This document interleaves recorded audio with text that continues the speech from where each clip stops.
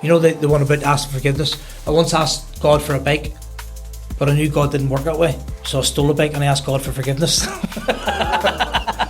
I'm not obliging anyone to do that. I grew up in Belfast during a very, very difficult time, and a lot of other people grew up in Belfast during very difficult times, and one of the things I've kind of learned is that difficult times relative, isn't it? You know, Yeah. what I may have deemed, I didn't know that I was growing up in difficult times until I moved out of it, until I kind of looked back into it and went, holy moly, you know, when there was bombs going off and we were running towards them, I didn't know what a friend was, Craig, until I stopped doing drugs and stopped drinking alcohol. There was a period where I began to get so very, very lonely. Yep. Because the only thing that I had in common with these people was alcohol or drugs or you know, the next party or whatever it was. And when you remove yourself from that, and then the invites stop coming.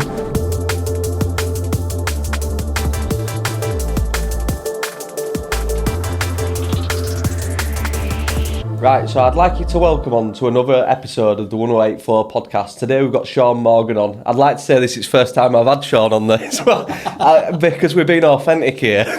It's not, is it, Sean? I was just about to say it's a nice room, Craig, and you know, I love what you've done with the place. But given the fact it's my first time back after a month of, it's great to be back, or great to be here. Thank you. And I met Sean through a breathwork ceremony, and we've kind of become close friends.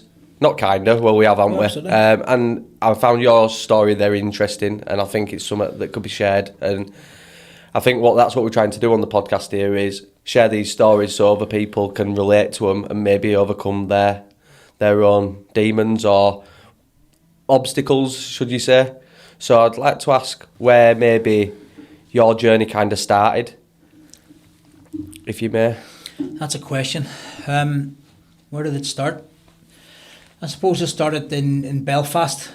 Grew up in Belfast during a very, very difficult time, and a lot of other people grew up in Belfast during very difficult times. And one of the things I've kind of learned is that difficult times relative, isn't it? You know, what I may have deemed, I didn't know that I was growing up in difficult times until I moved out of it, until I kind of looked back into it and went, holy moly, you know, when there was bombs going off and we were running towards them. Yeah. And looking back on it now, when I've got kids, you think, goodness me, and you couldn't imagine them going through that. Never, and but I guess the journey within kind of talking about where we've ended up now. Yeah. Probably all began when that, what I now know to be trauma. Yeah. Began to manifest itself in my opinion, and I'm sure there's experts out there who might tell me I'm wrong, but started to manifest itself in the guise of an addiction. Yeah. A cocaine addiction and perhaps alcohol, and you know, not a lot of self-love and no self-worth and that type of thing, but yeah, where did it begin? I know where it ended. I know where it ended. It ended that day I walked into the dance shop. Yeah. When I kind of accidentally found the group. Yeah. And came across that circle that had brought me so much peace. That's nice. That's nice to hear. And you've made a lot of friends out of that, haven't you? I didn't know what a friend was, Craig, until I stopped doing drugs and stopped drinking alcohol. There was a period where I began to get so very, very lonely. Yeah. Because the only thing that I had in common with these people was alcohol or drugs or you know, the next party or whatever it was. And when you remove yourself from that, and then the invites stop coming. Yeah. And then you see your friends planning nights out and planning events, and one of I made friends. I remember the time we'd planned to go to Stonehenge, and Dan, one of the lads in the group, Dan had rang me up and sort of said, do you want to come along? And I'd said to him, I'll get the barbecue and I'll bring this and I'll do this, and he rang me up and he said, what are you doing? You don't need to bring nothing. Yeah. And I just felt, it's the first, I'll be honest, it's going to sound pathetic, I think it's the first time I was ever invited to something just for me to go. Just for you bringing yourself. That was 2 years ago. Last year. It's mad, isn't it? I think I can relate to that because I've been speaking to Daz about it recently, a colleague who I work with and friend, very good friend. Just how, when I went through transition and going down this road, when we used to do drugs or whatever, I'd try to take it that step further, like biggest line, or just the party trick. And once I was going up through this consciousness, I guess I was getting aware of stuff and I didn't think it fit in. I was like, why am I doing that? Why have I got to do that extra bit or go that extra bit silly? And I think it's because I didn't feel like I were enough. Okay. And I think someone talked about this other day, so they listened to Fionn Vaughan's podcast and he said exactly the same. And I went, it must be from a lack of not feeling like I'm good enough and I think it relates to what you're saying there. You're invited and you think you've got to bring something because you don't feel like you are enough. Yeah. And do you understand where that stems from? Yeah. I guess the transition or the change began when I suggested to Giovanna, my wife, that we'd go to couples counselling. Yeah. So of course, when we're using and we're abusing, we think it's somebody else's fault, don't we? Yeah. Well, it's easier to deal with that way. It's easier to reconcile that I'd demonize my family. Yeah. Into thinking they don't understand me because it's their fault, and and we went to couples counselling. We went and seen this lovely lady into kind of a therapeutic, my understanding of perhaps of couples counselling then was we'd have went and she'd give us 2 pills a day to take for the first fortnight, and after that we'd be a good couple again. And so we went along as a couple and had our first session and kind of learned what we learned and heard what we heard, and went back a second time, and Jennifer said to me, I can't see us anymore. And I thought, well, why not? I said, because it's not yous, it's you. She says, I think you have a thing called imposter syndrome. Wow. How did that make you feel as you heard that? I got very angry with her. I swore at her. And I, we're here to help us. Yeah. Who do you think you are? And I got very angry with her. And she asked Giovanna to wait outside, and when she did, she said a thing to me about my past. I'd witnessed something as a child that no child should have to witness, and she brought up to me, and I just started crying. Yeah. And she says, it's okay, and it was then that, and I'm very cautious about saying this because I'm not a therapist, and I said to her, what do I do about the using, or what do I do about the drugs? And she went, keep using. And I said, what do you mean? And she went, you're still alive. Whatever trauma's inside you, well, you'll never stop using until you sort the trauma out. And whatever you're doing, as crazy as that sounds, is keeping you alive. She crutch, isn't it? Yeah.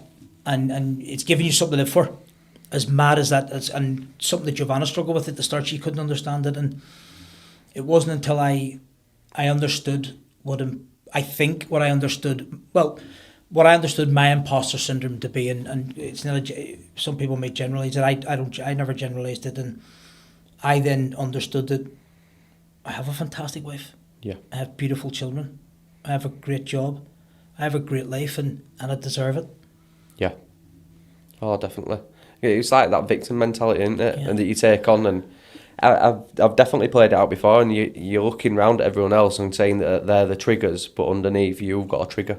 What was with me, Craig, was that I wanted, so the original layer of it was that as an Irish Catholic, I wanted you as an Englishman to go, you piece of shit, you scumbag, and go home, you don't deserve to be here. I wanted you to do that to me. Yeah. Because I was conditioned to think that all English people hated all Irish people, and all Irish people in turn hated all English people. Yeah.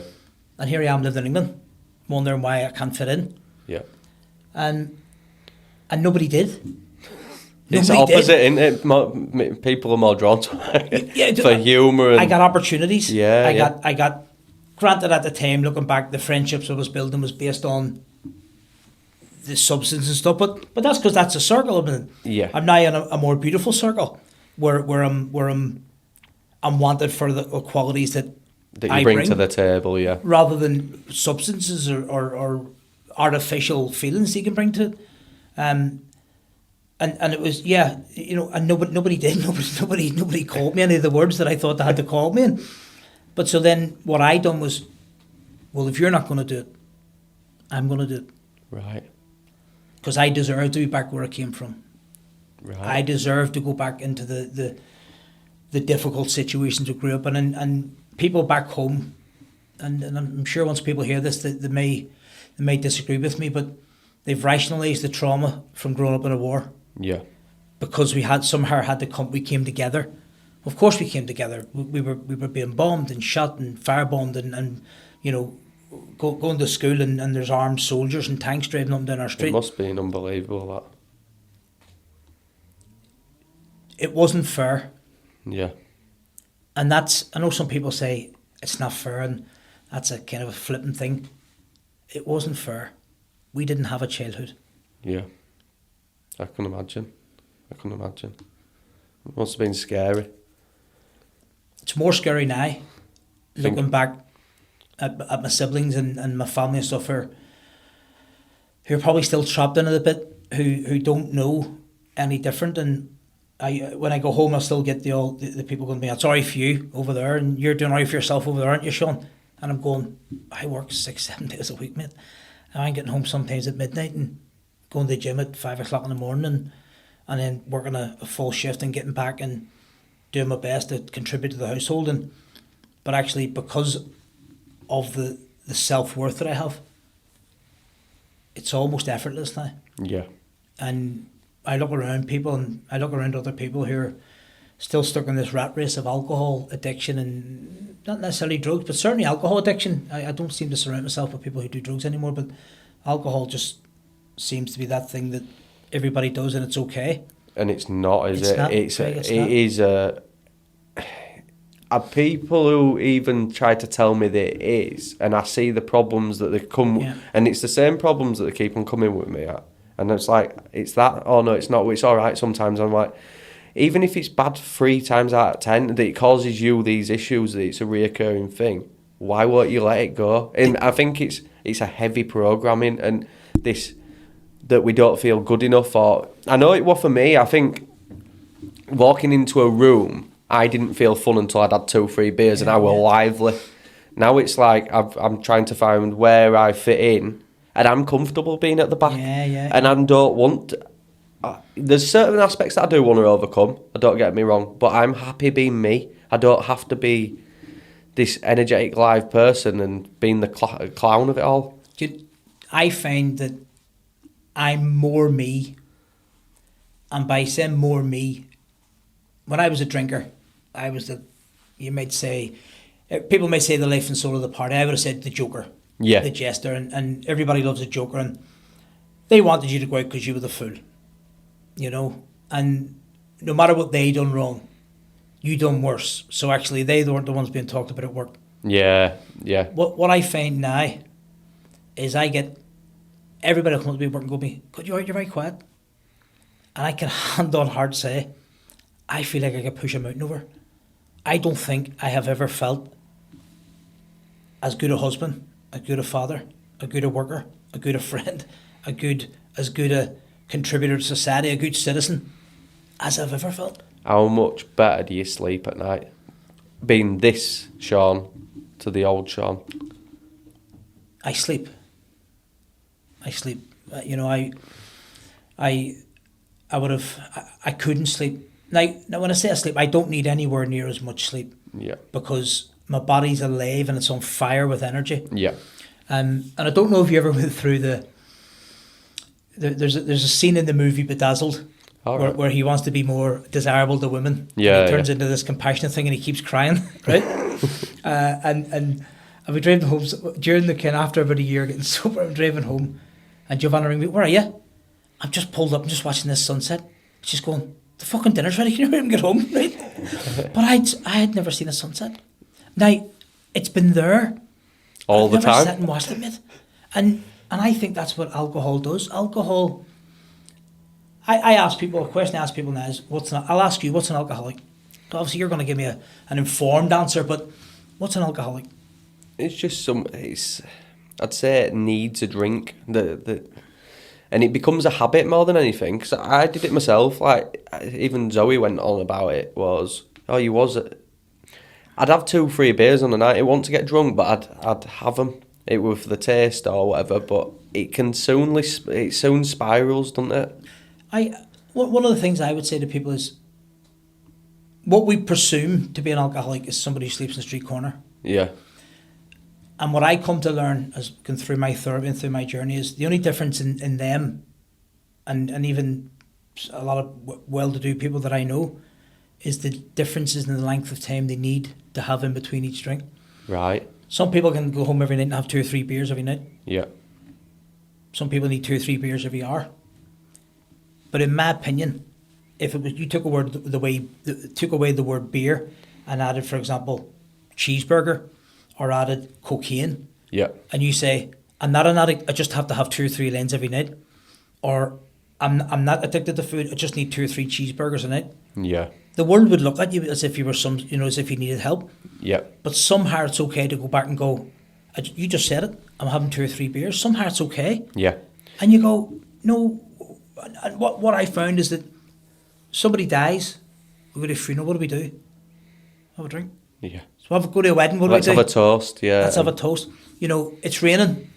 During COVID, it became fashionable to have glasses of wine on Zoom meetings. Oh, well, that's when my drinking hit the worst. Like, is that right? Yeah, we would, and I think everyone would like Zoom parties with families, and it was madness. I were seriously hitting bottle, but I were fully functional. But it was fun because we were having quizzes online. Yeah, yeah. And we're standing at our front door clapping for the NHS. And everyone's laughing and you just think to yourself, we're all in our bubble. Yeah. And you're going, looking back on it, there's going to be generations who laugh at us and call us stupid, but numbing the pain, weren't we? We were numbing the pain, but I that's exactly the point I'm trying to make. Do you know something? Sometimes life is tough.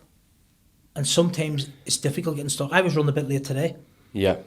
I much appreciate you turning up as well, because I know how busy your schedule is at the moment. I wasn't panicking. No, it wasn't. I text you, on my way. And I wasn't panicking. I was sat with my MD and I'm sort of saying to him, James, I just need to finish off here and get myself off. And whereas before I'd be sweating, I'd be speeding and traffic, and I'll get there when I get there. And if I get there and Craig's got something else to do, we'll reschedule it. Yeah, yeah. Because the feelings and emotions that I have, I think are real now. Yeah. I'm not scheming to get this over and done with. No. Because I want to get home on Friday and have an hour bag. Yeah. Well, and how was it when you were at your worst? Was it lonely? Very, very, very, very lonely. I remember as part of the journey, speaking to Jovan afterwards, and we got, I think, maybe 6 months in, and we agreed to kind of share the one sort of hurtful truth. Yeah. And I says to Joe, I says, I felt abandoned. I felt you abandoned me. Yeah. And that was the victim mentality. And she said to me that she had to force herself to fall in love with me because she couldn't watch me do it to myself. And she told me to go take a picture down off the wall. And I did. And there was money in behind it. She was saving from a funeral. It's hard, that, doesn't it? It does it hard. Yeah. What are you supposed to... What do you say to your partner who's... I have 3 wonderful kids. Yeah. And there was a large period of my time that I wasn't present. And she's there. I remember looking at this thing called the parent-adult-child paradox, and I'd put myself into this childlike state. So in effect, she had 4 children. 1 problem child. Yeah. And she said, I remember saying, like, I didn't know what to do. She says, you're blaming me. Why don't you come and help me? I'm going, I don't know how to deal with you. She says, you're one of the most headstrong people I know. She says, God of the cross couldn't stop you from doing drugs when you wanted to do them. But looking back to how I was now, how I am now, and how I felt then, I was trying to find something that I felt I didn't have growing up. And I've come to the conclusion now that I never needed whatever that was in the first place. It's okay sometimes just to be stuck in traffic. It's okay to be a bit sad sometimes. It's okay to sort of say, God, I'm exhausted. I'm going to go to bed at 6 o'clock in the evening. Yeah. It's all right to do that. Yeah, just sit with it. Yeah. I think I feel like that as well, is like, because you maybe don't feel enough. You feel like you've got to do that extra all the time, extra of everything that you do. And I still wrestle with it time to time. We've like when we've tried to fit another podcast in for a week, 'cause I said I'll do one a week. She's like, "You're doing it again. You're trying to fit to it. Why?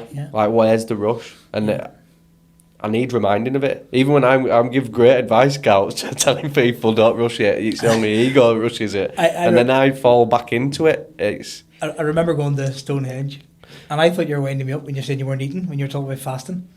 And I remember like the old 36, 48 hours we were there, just kept asking you about it. And how do you go without food? I'm thinking, and you're going, you just don't eat. I'm going, you were gobsmacked, weren't you?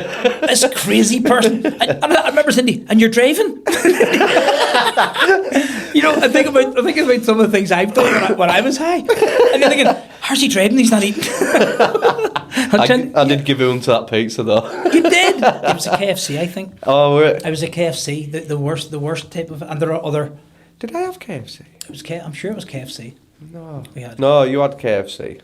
You had KFC too, for the purpose of the recording. I don't think Craig, I did. You know. had KFC. You did. You sucked that meat off the bone. No, I didn't. No, I didn't. I'm thinking back. No, I didn't. I had a fruit juice actually. So you did. Yeah, I did. But I just, but just to kind of tip a fan, it's what are the things I've found great strength in, Craig, is the level of understanding that you meet, that you get from people on the same journey. Because what you do is you think, you don't have my problems. You're sniffing coke. It's the same. We're all doing the same thing in different ways. Yeah, correct. Different paths. And the strength that you find from that, from the people around who just gone, oh yeah, I know that. I remember talking to Dan when I walked into the shop, and he says, how are you? And I went, I'm all right. And he went, how are you? And he just gave me a hug, and I started crying. I went, fuck Dan, I'm struggling, man. I'm really, really in a dire straits. And he went, it's all right. It's all right. And I'm going, it's not. And he's going, it's all right. And he was right. It is all right. It's all right to share that as well. Like, you can't. That's the big it one. feels like I couldn't share it about in my other group. I probably could have done. Just didn't feel safe to. Because again, when you're on about this, that we're maybe not cocaine addicts or it's the exact same thing, but we've all gone through something relatable. And I think once you've seen that guard coming down, you can allow your guard to come down. Yeah. And that's the beautiful part in it. Because I think you mentioned it when we went down to Stonehenge and went way back. You were like, no one, I feel like I can tell you anything. That's right. And no one's judging me. I learned very, very quickly from a young age to read people's facial expressions. There's a lot of things were on the background in Belfast, and there's a lot of espionage and people undercover, people trying to hurt us and stuff, and people pretending the wolf in sheep's clothing, they used to call it. Yeah. So it's kind of a skill. So when I'd be talking to somebody, I'd be looking at them, waiting for them to respond. Yeah. And there was no shock. I remember kind of getting into some detail about some really difficult times I was involved in, and it's like, you're right now, aren't you? And thanks for sharing. And it's like, Jesus, they actually want to hear it. Yeah. And I remember carrying them 2 camp chairs at Stonehenge, and we walked through the first security checkpoint, and we walked a full kilometre with these 2 big massive chairs. Just for all listeners, it were a long way to carry them. It was a square kilometre, right? It was a whole kilometre. And we got down, and they were the biggest camp chairs you've ever seen. They were like filtered by price on Argos to get the most expensive ones. And the guy went to me, oh, no camping equipment, mate. And I went, but... And I remember it was you or Darren went, yeah, but it's no problem. And I'm going, no, but... And they're going, but what? Leave them over there. And I'm going, but what are we going to sit on? They went, you were getting right agitated. I was. And I'm going, we're going to sit on the floor, the grass, take your coat off and sit in your coat. And as it turns out, we had the best night ever, but I remember getting so agitated. And somebody said to me, I can't remember, quite possibly it was you said, there's a negative energy that doesn't want you to go in here and experience this. Yeah. And it started, and you're letting it in. Go leave the chairs there. It doesn't matter. Yeah. We can still go in. We can still experience it. And there I am, worried about inanimate objects, when actually I'm going down to try and engage in this spiritual, peaceful, loving place. Yeah. And I'm trying to worry about 2 chairs. And I dare say there's a metaphor in there somewhere, or a euphemism, whatever that is, Yeah. that you kind of think, in life, we worry about, if I get stuck in traffic now, I just see it as an opportunity to sing 2 more songs in my car, I love it now. Yeah. I don't even drive. Well, you can't drive fast anymore. But I just find That's only because I got enjoy the journey. cameras. It is the metaphor of enjoy the journey. Yeah. Like, you have the privilege to drive. that's When right, you're going that's past right. bus stops and you see people and they're absolutely. piss wet through, Yeah. and you're like, and you're complaining that you can't go 5 mile an hour faster. Or you're like, it's just Imagine. or you don't have a car at all. We're so disadvantaged, aren't we? So It's one of the things that really annoys me, and it's about myself. It must be in the human programming that we get habituated to stuff so quickly. We forget how. it's never healthy eating or gym, is it? No. It's just like everything becomes a chore, or like everything that you have already. People die to get in your shoes, and you've like forgot about it, and you're looking at the next thing, and that's where this default setting that's starting to come in now is. Be grateful for everything that comes along, even if it's bad. There's something good in it, and just wait it out. And it's getting past that. I really do. It's the thing that annoys me about ourselves. How do you, Craig? How do you overcome? How do you rationalise? How do you internalise when you're speaking to other people and you can see them and you can see what's wrong, or you have an idea, or you want to help them. And when you talk to them, they're going, I haven't got a problem. And you're going, no, I was there.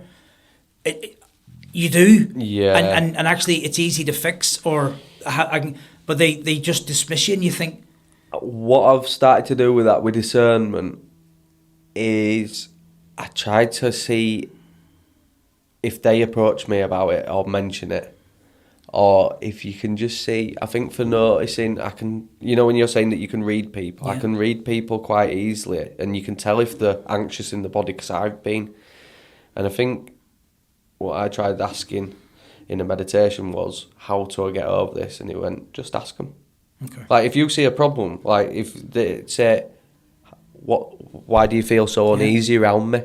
Because it discerns it, because people just want to be heard. Like you telling your story on here, and various other people, everyone, I think this is all that everyone ever wants is connection, and they want to be heard.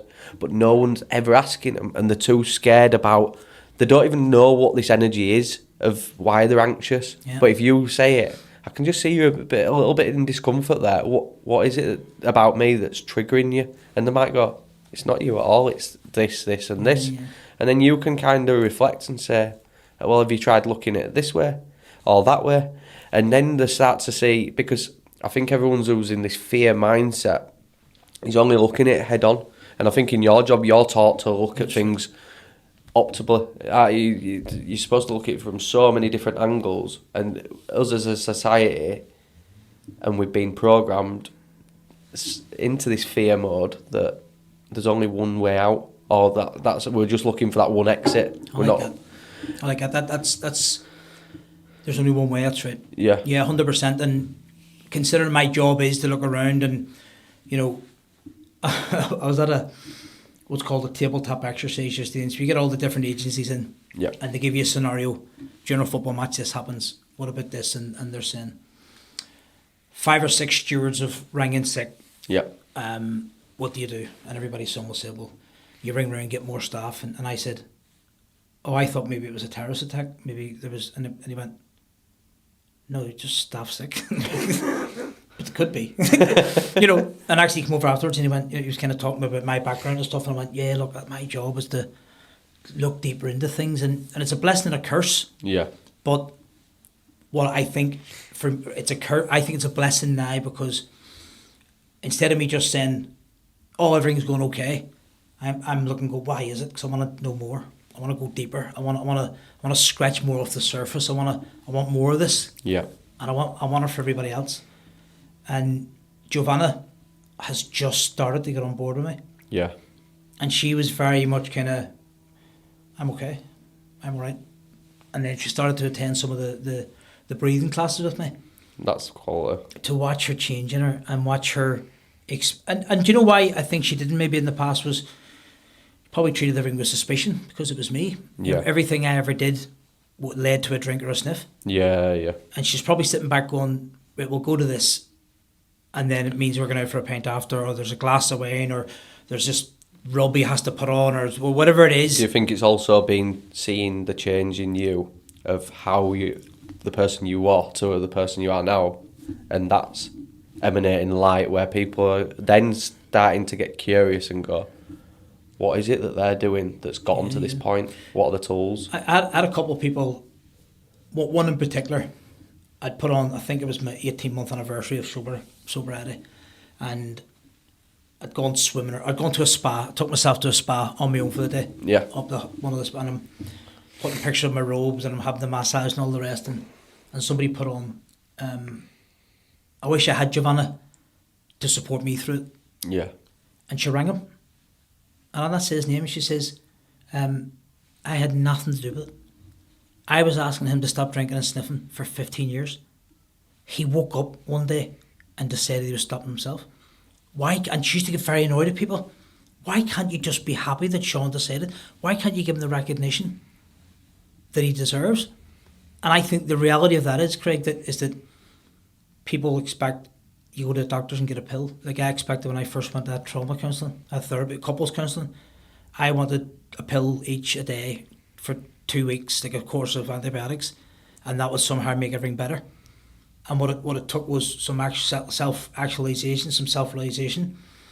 And then Giovanna started getting, and I'm trying to say, no, don't be getting upset. She went, no, she says, I'm so proud of you. She says, you've no idea how proud I am. And I'm going, I don't think you've ever said that to me. That's cool. And she kind of stopped and I went, she came to me last week, bless her, and she says somebody in her work had come and spoke to her about the Christmas do. I said, you know, I've not been drinking, Joe, for 3 months. And Joe went, you know, what's going to brought that on? She went, just how healthy you look. And she came back and I seen a wee glow on her face. Yeah. And I thought, I'm dead proud of you. Yeah. You know, the fact that people are now looking at you, as you talked about the light, that I think maybe I've passed a bit of light to her, and I've got a bit of light from you, and I've given a bit to her, and now all of a sudden she's getting this. They lose a lot, don't they, our partners?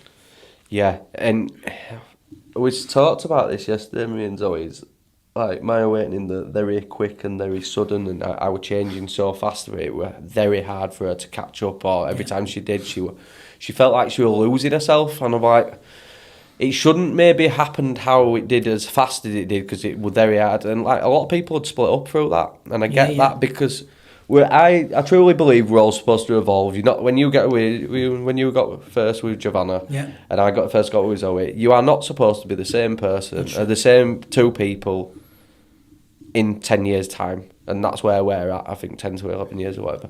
You're not even the same person. You're not the same cells. After 7 years, you're completely new cells. But the thing is, you'll drift apart when one of you has the same mindset and the other one's growing. That's where people do very often. And I think each time that you do grow up and you do this evolving, it's to challenge each other. Like Giovanna would have been saying, stop the cocaine. Same as I did with Zoe. Even though I was a casual user, I had to have a drink. When I had a drink, I had to have that. It was a stabiliser for me. So whether I want to say I was an addict, I was in some sort. You've got to challenge each other. But we taught as lads, that's just being a div. And when they were all done it, sat in a circle at pub saying, she won't change me, and they've got the good version. And the boys are backing you up. The boys are rationalising. Because they're the ones who don't want you to leave the party. Absolutely. They are your, like, they are your friends in some ways, but I've started to realise I don't want to be around energies that causes any conflict with my primary happiness. This is my primary happiness, is this household. And everyone who's in it is... I think there's a quote that said the other day, the family that you came from is not half as important as the family that you build. And I'm not saying that I don't love all my... Not saying I don't love my family members, but if they were to cause conflict on this family that I make, and where we're all as a unit, we'd have to have a discussion of sorting it out. You mentioned earlier, and I think I brought up about being an addict. this journey has made me reconsider what an addict is. Yeah. How so? I think that when I look back, I'll use the term loosely addict, and I was addicted. But actually, when you're having a deep, meaningful conversation, I wasn't an addict. Yeah. I was like, I had trauma, and I was trying to rationalise or deal with the trauma. Yep. And I was finding the medicine that worked. It was like trying to stick the ruler down your plaster of Paris to scratch a scratch. Yeah. And it breaks off, and you think, I've just caused myself more harm. So you try and get something to get that out. Yeah. And all of a sudden, you've made an absolute mess of something by trying to scratch an itch. Yeah. I think I had deep-rooted trauma, and I couldn't escape from that hurt and that pain and that feeling of loneliness. We recently done some neurodiversity training at work, and two people at work came to me and says to me, we've done this training, Sean, and we think you may have a form of autism. Right. I said, thank you. And they saying, you don't want to? No, I don't. I said, no, I don't. I don't need a label. I'm not an addict. I'm not autistic, and I understand that. For example, some people need it, but for me, I'm not casting aspersions. There are people out there, and there are very good doctors out there, and there are very good processes for dealing with this. I'm just a bit quirky, right? You're unique. I'm unique, absolutely. I love and that, that's Craig. what we've recently just got a dog, and you take it out, and people are like, I've never seen one of them before, and it makes you think because it's made me such more aware. And you're like, I even said to Archie, I'm like, you notice don't like that dog because it's different. As everyone else goes with a trend of a dog. I says, but that's why you Archie, are like, this is why you're special. Don't ever jump into a box or try and follow a crowd. Do the things that make you happy, because your uniqueness is going to draw you to people. So you compare me to your dog. I love that, Craig. Well, you know what I mean. I was opening up to you there, and I felt there was a real spiritual connection. And you brought me back down to earth with, I got a dog, and it remains. I'm sorry. No. I'm not sorry, actually. I got my point across. That was rough. No, it's a beautiful dog. That's all I want to come in, and it is unique. I'm gonna go buy one. But I think more, like society and this putting people in boxing, tie them into groups and making people. And I think you've seen it on sports days or whatever it may be. Oh, no one gets a medal. I'm like, no, they do, because their specialness. Sod what everyone, like, they're not special in that, and that's okay.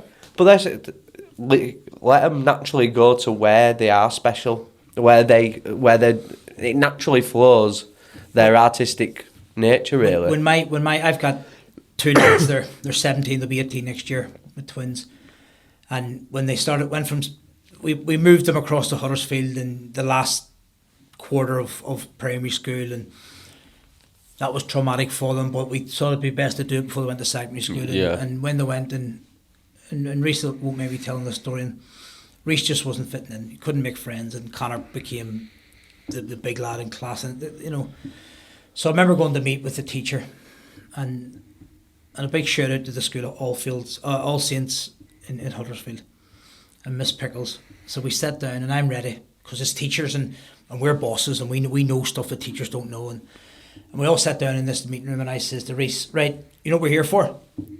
And Miss Pickles looked at me and I said, we're here to help you make friends. And she says, no, we're not. We're here to find out what Reece wants. And if Reece wants to be alone, we're going to teach Reece tricks and techs and tools and techniques to be alone, how to be happy being alone. If Reece wants to make friends, we'll help him make friends. And if Reece wants, and I had to walk out. That's cool. Bald. That is cool, that. And I just went, wow. And I became really, I'm a massive, massive fan of them. And that changed. And I think that changed me as a parent. Because my two boys, up until about 3-4 years ago, they were two cheeks of the same arse, as we were saying, Aaron. You couldn't tell the difference. They looked the same, they dressed the same, everything. And now they're so different in their. And one wants to be a police officer, one wants to go into IT. One gets up and tidies his room, one doesn't, right? one can cook, one can't. Sorry, one can cook better than the other one. He'll love you. But you know something? One hugs better than the other. Yeah. Right? And the one who hugs better than the other isn't the one you'd have thought hugs better than the other. And one of them called me this morning, he texted me this morning because he has a cramp. And I'm up stretching his leg and putting a rub on his leg and helping him. And I'm thinking, this is amazing. And I'm walking away thinking, I can't believe how much I needed. Yeah. But what I've done is I think I've made myself available if they'd have walked in, I was drinking, and they knew I was pissed the night before, and he got a cramp, he'd have called his mummy. Yeah. Avoided you. Avoided me. And do you think also with that mindset of you going up to that school and saying that, possibly, mate, if they'd have said, oh no, and you'd have been like, to hell with that, I know best. That's it. And I was still drinking at that point. Yeah. And I tried to control that situation. And actually, what I was doing was I was coasting. I probably hadn't even planned the meeting before. I just knew I had to be at the school at that time. Yeah. Because Reese was having a hard time, or Connor was having a hard time. Yeah. But I never really thought about what kind of hard time he was having and how can I help fix it. Yeah. Just get on with it. Whereas now it's very much. I definitely think that there's a far more. I'm so proud of my two boys. I love my wee girl, but my two boys, just everything they do every single day, just amazes you. Oh God! And I talk to them about alcohol. I talk to them about alcohol. They've got girlfriends and things, and I talk to them about. I'm saying, like, did you want to have a drink? No, Dad. And during their 17th birthday, there was, I think it was the Euros or something on in the World Cup, whatever it was on. Yep. Ireland weren't in it, so so I just know that England were in it. We'll pass. Yeah, skip that bit out, right? And I bought myself a keg of. I still like drinking. Yeah. Alcohol-free beer. All right. I know a lot of people say don't do it. I love it. I'll go home. I bought 6 bottles in March this year. There's still 3 of them left, right? So I might go in there and I might open one, I might not. But I bought myself my boss bought myself one of them kegs of alcohol-free thing. That was his way to, you know, you're not going to. So he's trying to help and include you. Yeah. Yeah, and you know what? I appreciate it. And when the boys turned 17, I poured them a pint of this alcohol-free stuff, and blessed them. They went along with, and they took a glass of it. It's a mouthful, and they looked at each other and they kind of bust out laughing, and the beer went to everybody. I said, Daddy, that's fucking horrible. Why on earth would you drink that? And I'm going, I don't know, you know.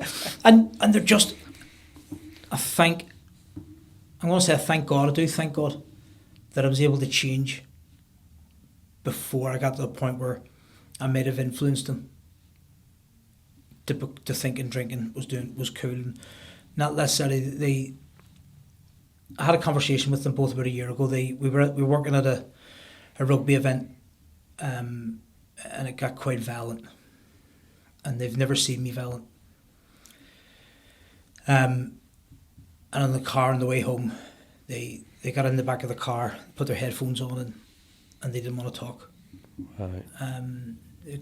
You imagine people drinking at rugby and things, and at rugby we don't have enough security response teams, so it was very much hands on. Yeah. And I dealt with things in a very old fashioned way. And on the way back, I said, "Do you want to talk about the boys?" And they said, "Are you okay, Daddy?" And a similar thing we spoke about before, the Leeds United thing. Yeah. I was on fire, Craig. I was better than right. Yeah. I'd never felt better. Yeah. But I at that point I was probably 6 to 8 months maybe sober, and I knew I couldn't drink. But see if I had have, Yeah. I'd have put it away, because I felt that anger, that thing you mentioned earlier. Where did it begin? We had to fight. Yeah. And it came back to me, and I felt it. You could taste it in the back of your throat. Yeah. This adrenaline kicking in. And I looked in the mirror at my boys, and they were petrified. They were petrified. Yeah. And what I tried to take from it was that they don't see that. So that type of behaviour to them is alien, which is a positive. So I'm trying to take a positive from it. Yeah, yeah. But then I had to self-reflect and say, how did I go from there to there? And I was going through some counselling stuff at the time myself, and I went back and said, the wee therapist and told her. So I had to do things like music reassociation.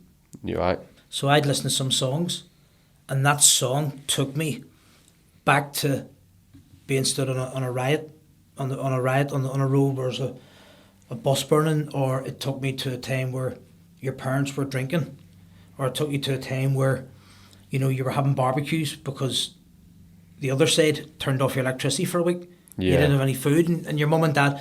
I remember my mum, bless her, God rest her soul, I miss her so much. It's her anniversary today. Oh, is it? My mum's 3 anniversary today. And I remember her burning old shoes to keep us warm. That's crazy, isn't it? And then she dies of cancer, and you're going, fucking breathing all them fumes in. You know, we were standing next to burning cars and burning tyres. Yeah. Talking away, breathing all these carcinogenic fumes in, thinking, with nowhere to keep warm, with no central heating, with no... And you think, you're looking back on it, and I don't know how they reared us in them times. No. I failed hard enough to do it, and I'm getting stuck in traffic in the M62. Fucking, they're getting shot at and They blew didn't up. have a choice though, did they? Like, with you, like, you've got a young family, you do what you needed to do. You know what, Craig? I think we're they so did. privileged to live They the could've given way up. that we... Yeah. They could've given And I up. think people do. People And I people don't- find the way out, absolutely. don't they? That's it. I like that's a nice way of putting it. Actually, people find their way out, and but they fought for us, and they fought hard, and they just never stopped loving us. They never stopped fighting for us. And like, I remember one year they this was part of my fucking trauma. No. They forgot my birthday one year. My birthday's the 7th of January. It's the shittest birthday in the world, right? It is a pretty shit. It is a pretty. Cheers, Craig. I'm not sure if I prefer My dog's the is dog. August bangs back in middle. He's born in a leap year. and I went down the stairs to look, because part of our tradition is you put all the birthday cards on the mantelpiece and you get your birthday present in your card. And there was nothing there. Yeah. And I went, oh, maybe they've hidden it, so I'm checking all the cupboards. Maybe it was a wee game they're playing with me.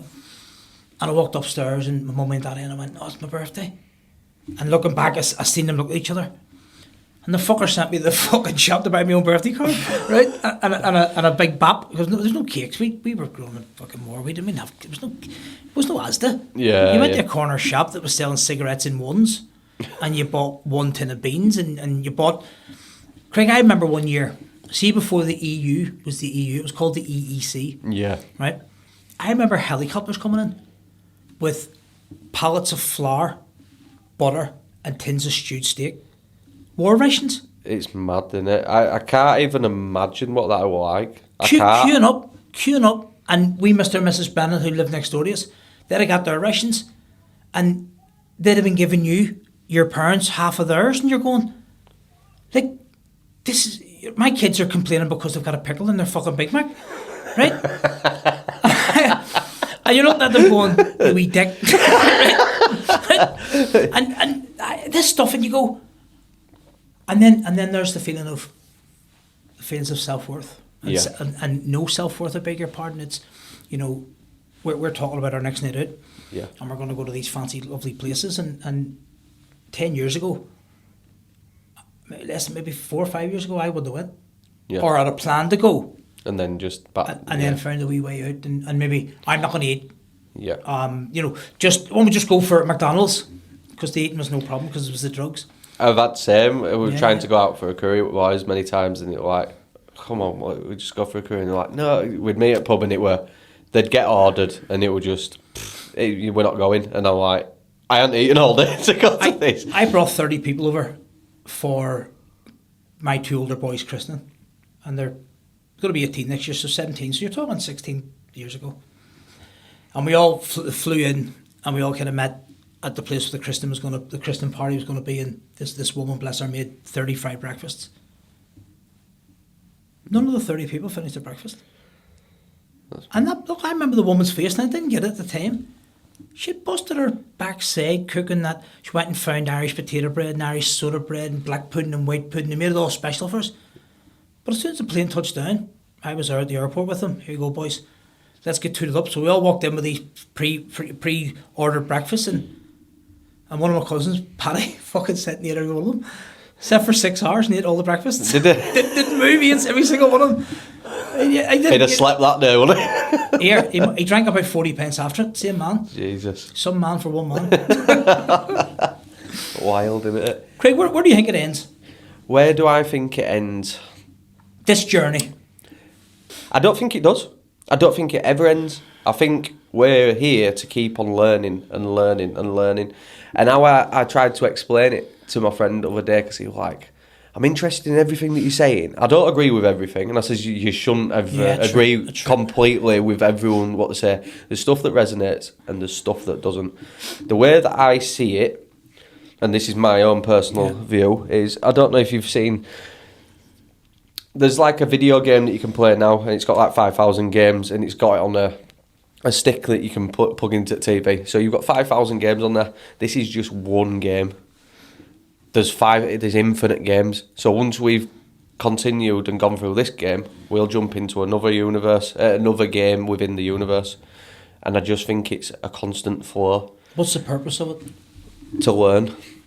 To learn to what end? I can't honestly answer that. I think it's for God, which is the creator. I think it's just the computer itself. We are part of the computer fractals of it, and it's trying to learn how its own mechanism works.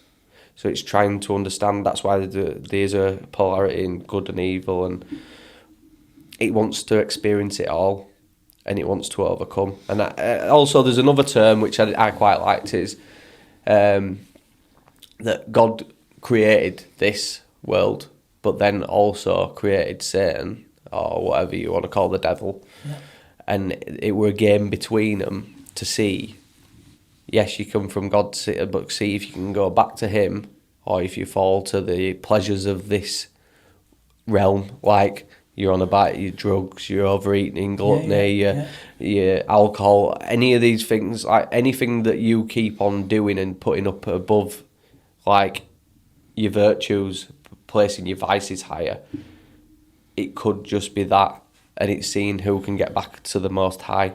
And how we do that is by giving. And I think you told that, and I'd like you to share who you took other day for the induction for work, and you were on about it. Because you were on about the sharing, and what you did for that, it was the connection, it was the giving. And everyone that I'm speaking to recently is they're realising the giving gives so much more to us, and it lights us all up when we're giving something as a gift without wanting to receive. And I think that's what it's about. That's what the Creator did for us. He gave us something in not wanting all back. He just wanted to see us flourish. So the story you're alluding to is that I work with a lot of people. I manage some people manage me, and I went to one of my sites the other day, and one of my sites the other day, and one of the lads that works for me, whatever that is, has his prayer mat. Yeah. Has his prayer mat out, and I says to him, "Are you going to pray?" And he says, "Yes. Do you want to give me 5 minutes and I'll be out?" And I went, "Can I pray with you?" And you'd have thought I just told him he was on £50 an hour, and he went, "Wait, you want to pray with me?" And I went, yeah, teach me how to pray. And he was, besides himself, he went, "I just have to go perform ablution." And that's where a Muslim will go and they'll perform a wash ritual before they. And I went, "Can I join you on that?" So there's me and this guy on the third floor of this place. I won't say because probably get two of us sacked. In the toilets on the third floor, our shoes and socks off, and perform ablution. And he's telling me, and I walk down the stairs after perform ablution, and I'm not lying to you. I've been spiritually devoid, and I've also felt spiritually high, and I've felt spiritually high. So he goes in, and I pray with him. I pray and we face the correct way, and he's saying his prayers in Arabic, and I'm trying to join in what I think I can repeat, not necessarily understand, but I'm trying to go through it. And at the end of it, we kind of kneel up. He looks to the right, and he looks to the left, and he says a prayer in Arabic, and I hear two words. One word is boss, and the other word is Sean. And I said, "Muhammad, did you just pray for me?" He said, "I did."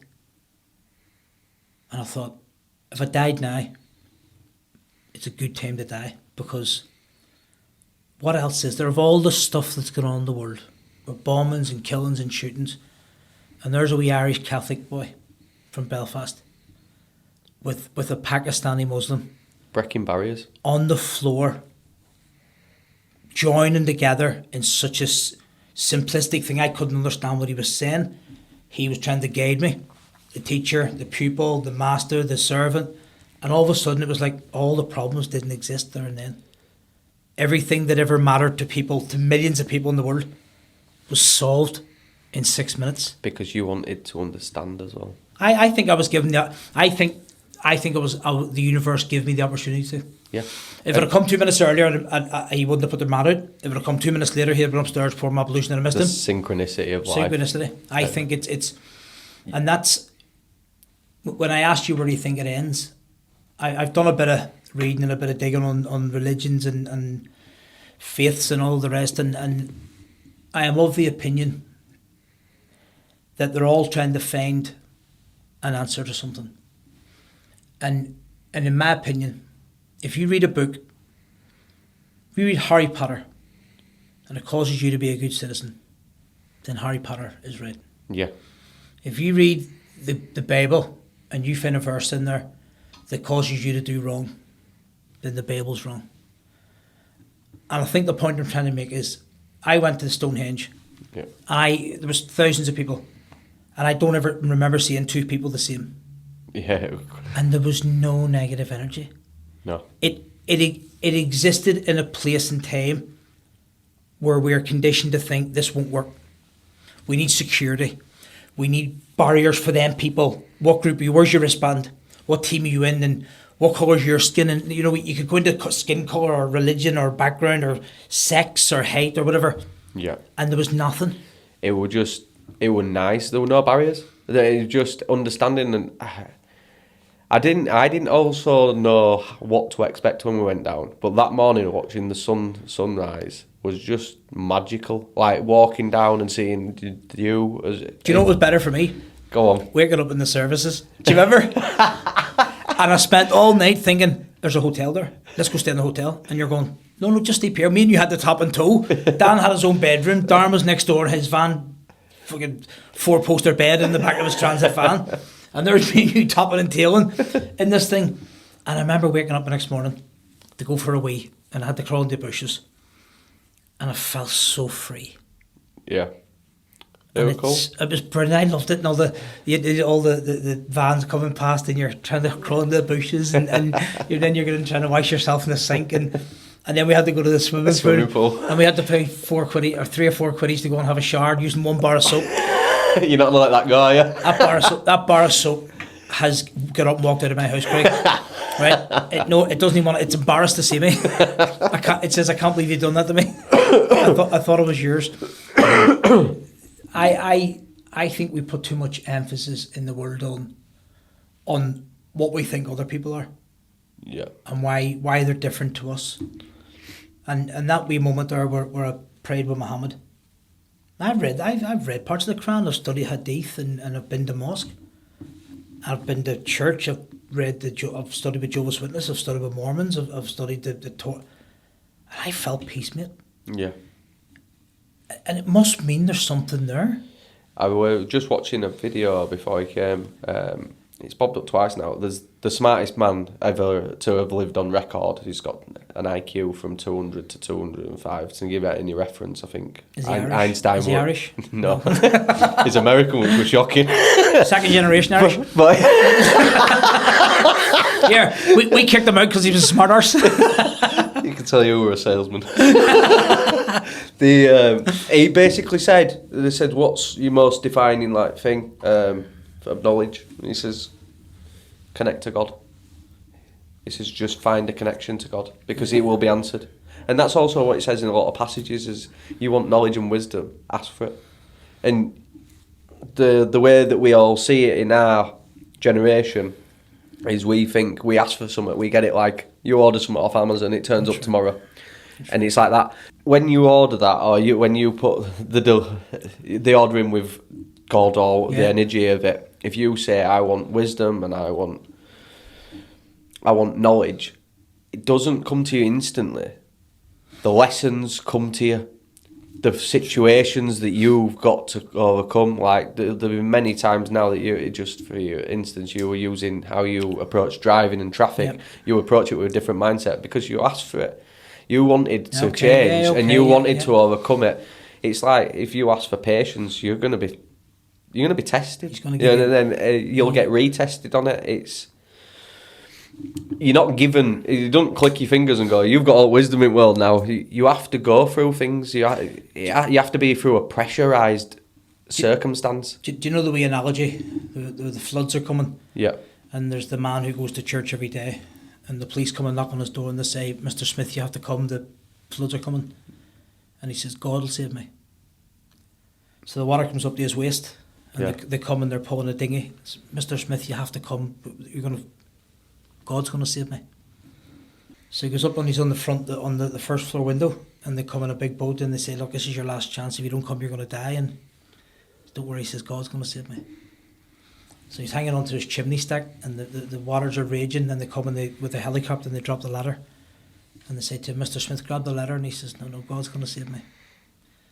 Well, anyway, the water comes and washes the poor bugger away, and he dies, and he goes to heaven, and he says to God, "All my life, I'd done everything you asked me to do. I went to church every day. I donated my tithing, and I'd done everything you wanted me to do. And when I needed you, you abandoned me." And God says, "I abandoned you. I sent the police, the fire brigade, and a fucking helicopter."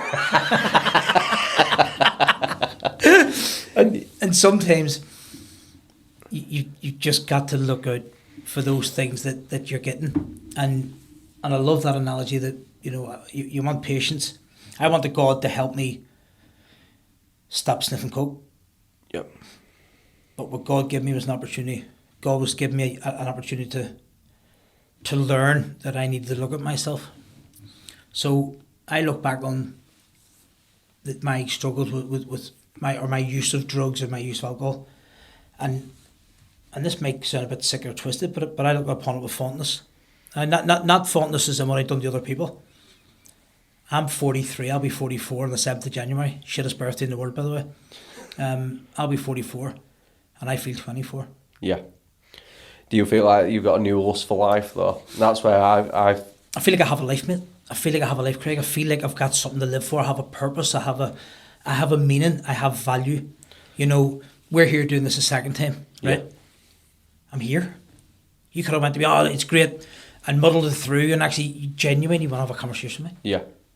We're not doing drugs, we're not drinking, we're not, we're having a glass of water, and it's two people having a conversation. Yeah.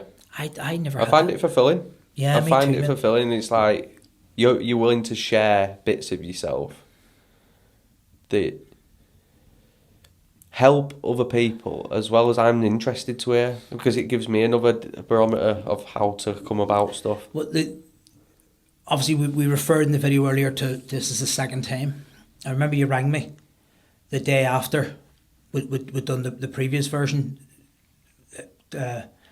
Sean and Craig Mark 1. Yeah, Mark 1. and you said to me, by the way, this is Mark 14. And counting. and you'd said to me, "Are you alright?" And I went, "Yeah, what's up?" And you sort of said, "Look, I seen something last night and I'm worried about you." And you were absolutely right. Yeah. Right? Something was inside there. And what I'd done was, and you're a plaster, I'd plastered over the cracks. And then the next day, the day after that, I'm arguing with it. It was that day I'm arguing with a bloody taxi driver, and nearly got to try to cut me up. It doesn't matter. Yeah. I'm mentioning now that I love driving and stuck in traffic because it's peaceful. The day after that podcast, I'm trying to drag a taxi driver out of his car and kill him. Yeah, you reacted, didn't you? But I could see, I'd seen it as you were talking, and I looked and I realised you were a different way after. I thought, is he just wanting to get off to see his family? Because you were very like nervous and sketchy as you were getting out, and I was like, it's because of that. And I asked you, and I remember asking you, like, I thought I'd put it to bed, and I'm like, no, it's a constant journey, and you are to find stuff, and it, again, the universe or God or whatever you want to call it, you've been retested on stuff. It's like, yeah, you've overcome it, but let's put it in. It's retested, but it's an opportunity. We mentioned that, but God gave. I asked God for patience, and so what God done was God brought me here. Yeah, no one's coming to save you if you don't have the tools. You can't just. Craig, you mentioned that nobody's coming to save you. I remember about about maybe 8 months ago, maybe a year, whatever it was, and I'm sitting watching an episode of Criminal Minds or CSI, one of these things, and the episode was, there was a working girl who was helping the homicide team solve a murder. Yeah. And she was old and stuff, and as a thank you, the police officers want to help her get off crack and stuff, and they want to intervene, and they find out she's got a daughter, lives up Brooklyn, and she's got a son in the army, and she's going, no, my daughter doesn't want to speak to me, my son disowned me, and she's got nothing to live for. And so these police officers and detectives go out and get her family and bring in to have a big intervention. I roared in bed next to Joe, and Joe's like, what's wrong, you all right? And I went, I thought that was going to happen to me. Wow. I says, and I was waiting for somebody to come and save me. And when I realised that I had to do it myself, I asked God for the strength. So what God gave me was something to carry. Yeah. To teach me how to be strong. Yeah. And actually I had to dig hard. I have to work hard to not give myself resentment or to suffer from resentment or self-loathing when I think about probably the opportunities I missed with my kids or where would I have been with Joe and all the rest of it. But actually, I asked Giovanna a period of time ago, I says, would you change anything? That's a big question to ask somebody who was saving up for your funeral. Yeah. Oh, I can imagine. Well, you know what she said to me? I don't know why I said that. She says to me, if it meant losing what we have now, then no. Wow. Because this is where the gratitude comes in. Yeah. If you've gone through, it's the things that are going to break you have pulled you together. That's the bond. And that's the bond. Like, I think we see this in friends, relationships, or whatever. If you've gone through something with someone and you've managed to be, what's the word now? Vulnerable. Yeah, You've been at your most vulnerable and they haven't run away. Instead they've held you closer. And anyone's come with an understanding mind. That's where bonds are made, and I think that's where you're asking now in society. That's what's kind of happening. Is people are starting to bear it all, and the circles of those who want to support the others are starting to find each other now. Yeah, very good. And I think that's where you've gone through, and this is your journey, and this is your story, and it can inspire people to realise how bad of a place. I mean, you're not going to get a much worse a place than your wife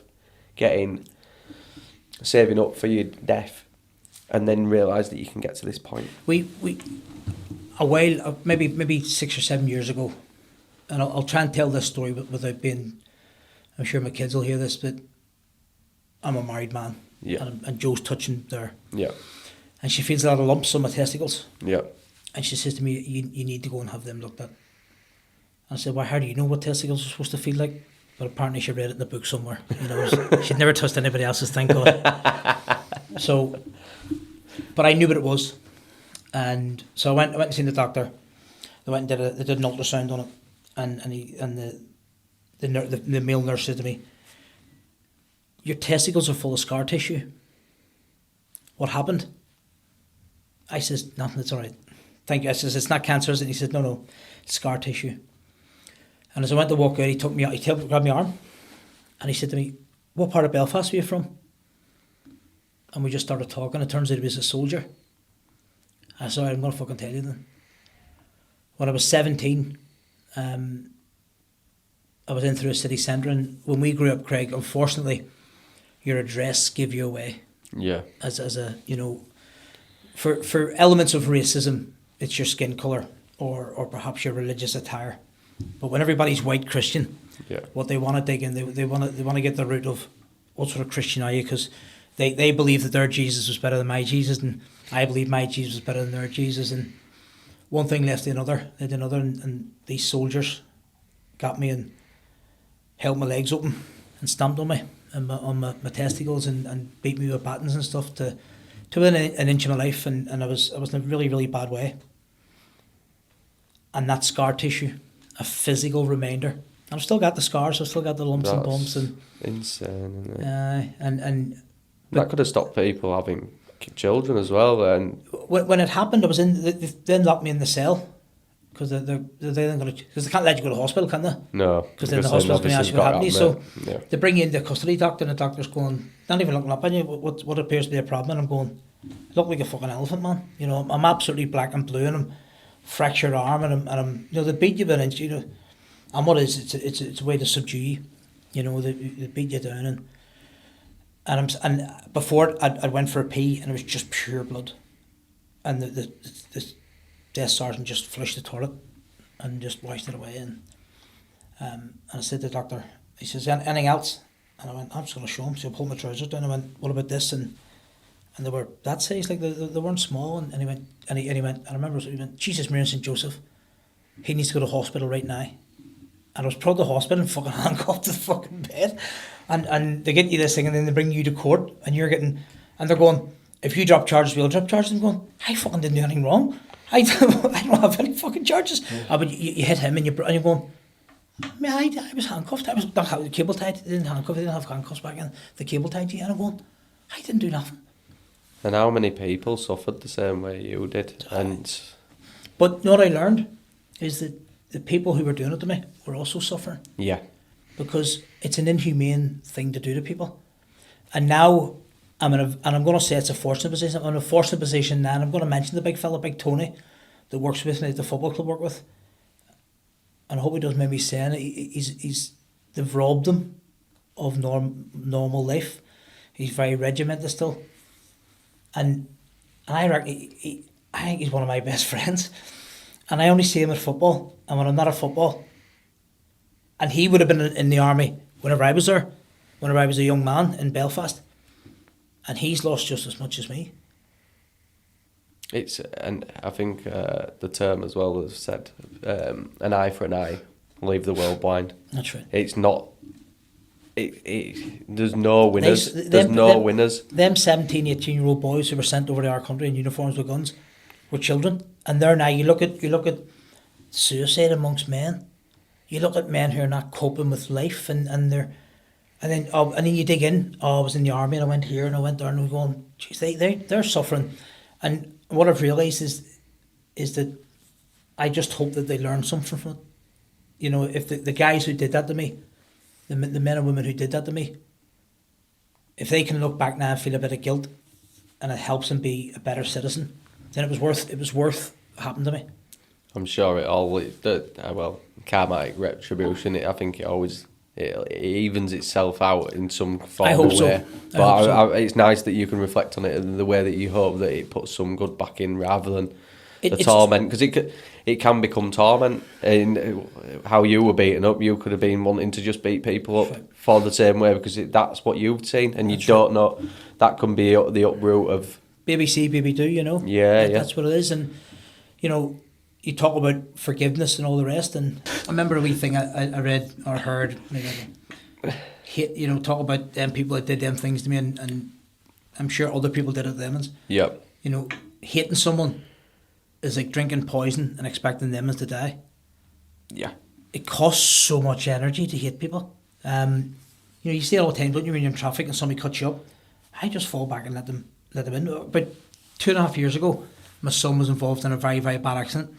Broke his femur, nearly decapitated himself. Wow. He hit the side of a car, and he hit the car. He actually wrote the car off. He hit it. The car was car come out the junction. The poor driver, the woman driver in the car, was completely innocent. He hit it that hard. He broke his femur, snapped his femur in half, and nearly decapitated himself. And I get the phone call from Giovanna. You need to come home. It's serious, like, you know.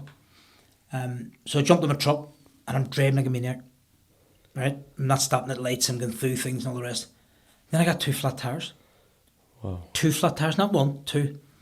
So then I ring a taxi. I ring the office and I'm like, you better come get my truck, get a taxi. So I said to the taxi man, I'm going to Huddersfield Hospital. I live in Huddersfield. I'll show you the way to go. And I said to him, don't go on the motorway. Go through Brickhouse. And he goes to me, you're stressed, don't worry, I got you. So he was on the motorway and the fucking motorway's closed. So I'm sitting in the motorway going, what am I doing? Right? And I'm stressed and in panic. I'm doing all these different things. What must people have thought when I was driving? What a prick. Yeah, because they don't understand where you're coming from. Correct. So actually for me it's the most important thing. I think my son's going to die. So I'm away with the ferries. I'm away to go. So when you see people driving or cutting you up, stop worrying about why they're doing it. Yeah. You can't control what they're doing. I do opposite as well. Like if you see a car going really slow in front of you now, they might have their son's Absolutely. first birthday cake on the back seat and the Absolutely. car. I love that. I love. No, you're right. And I'm like, just look at it from everyone. that. Like, what are you in a rush for? Like seriously, what are you in a rush for? Where are you going to get? What is so important? I mean, and when I think back even to my son, you know, I finally got to the ward, and they have him in, is it major trauma unit? So I walked into this room, and there's 10 doctors, all stood with him. So I walked in, and the security had kicked in, so I took my jacket off, and I went, right, I'm Sean Morgan, I'm his dad, what do I need to know, what do I need to see? And this guy took me by the arm. This surgeon, this doctor, I'm not sure, sir, his name was Mr. something. And he says to me, shut the fuck up. And I looked at him and he went, come here. And he brought me over. And he says, I don't know what's wrong with your son. You're not helping. Yeah. And I went to him, oh, he's broke his leg. And he went, you're going to fucking walk in here and tell me? He says, listen to yourself. He says, you're just causing a scene. Everybody in here is here for your son. He says, I can fix his leg. I can stitch his neck back together. But if there's something wrong inside, I can't see it. And once he leaves this fucking room, if his kidneys go or his heart goes or his lungs go, they're sending somebody from the other side of the hospital to come get him. Just relax, right? And he's in pain, he's in a lot of fucking pain. But we want him to be in pain because we need to tell us what's wrong with him. And I'm thinking, that's the most cruel thing I've ever heard. The bone was snapped and it was rubbing. And he was in agony. And they wouldn't give him enough painkillers to put him out because they needed to tell him, this is hurting, to go right, we'll go in there. Yeah. That's hurting, we'll go in there. And that was a kind of a great... Afterwards, I remember seeing the guy afterwards and I went and apologised. And he said, no, it's fine. He says, he apologised for swearing at me. He said, but I kind of knew your background. I needed to shock you. You know, we can't control everything. No. But we tried to though. We still try to. We still try to. I try. You've got to give that surrender to it, haven't you? Yeah, and it's not always easy. No. It's not always easy because you try and surrender to it. And then afterwards you think, God, if I'd have done this, that would have worked. That would have done. But then sometimes you do get involved and it goes wrong anyway. And Have you started to be at peace with stuff like that now, though? And I think you have, like, just how this podcast has gone. Like, we've had trials and tribulations with it. And I think you... Sean and Craig, Mark, 42. I thought we were on 50. You're going backwards. You were just saying it, that's how it's supposed to be, and that's what my mentality didn't used to be like that, and it has been over the last couple of years, and you've noticed it. It's just let things happen how it's supposed to happen. There's a lesson to be learnt in all of it. If it's going to shit, there's something there. Be patient. I rang my big sister as I got here, and I just come from the office. I said, not that long.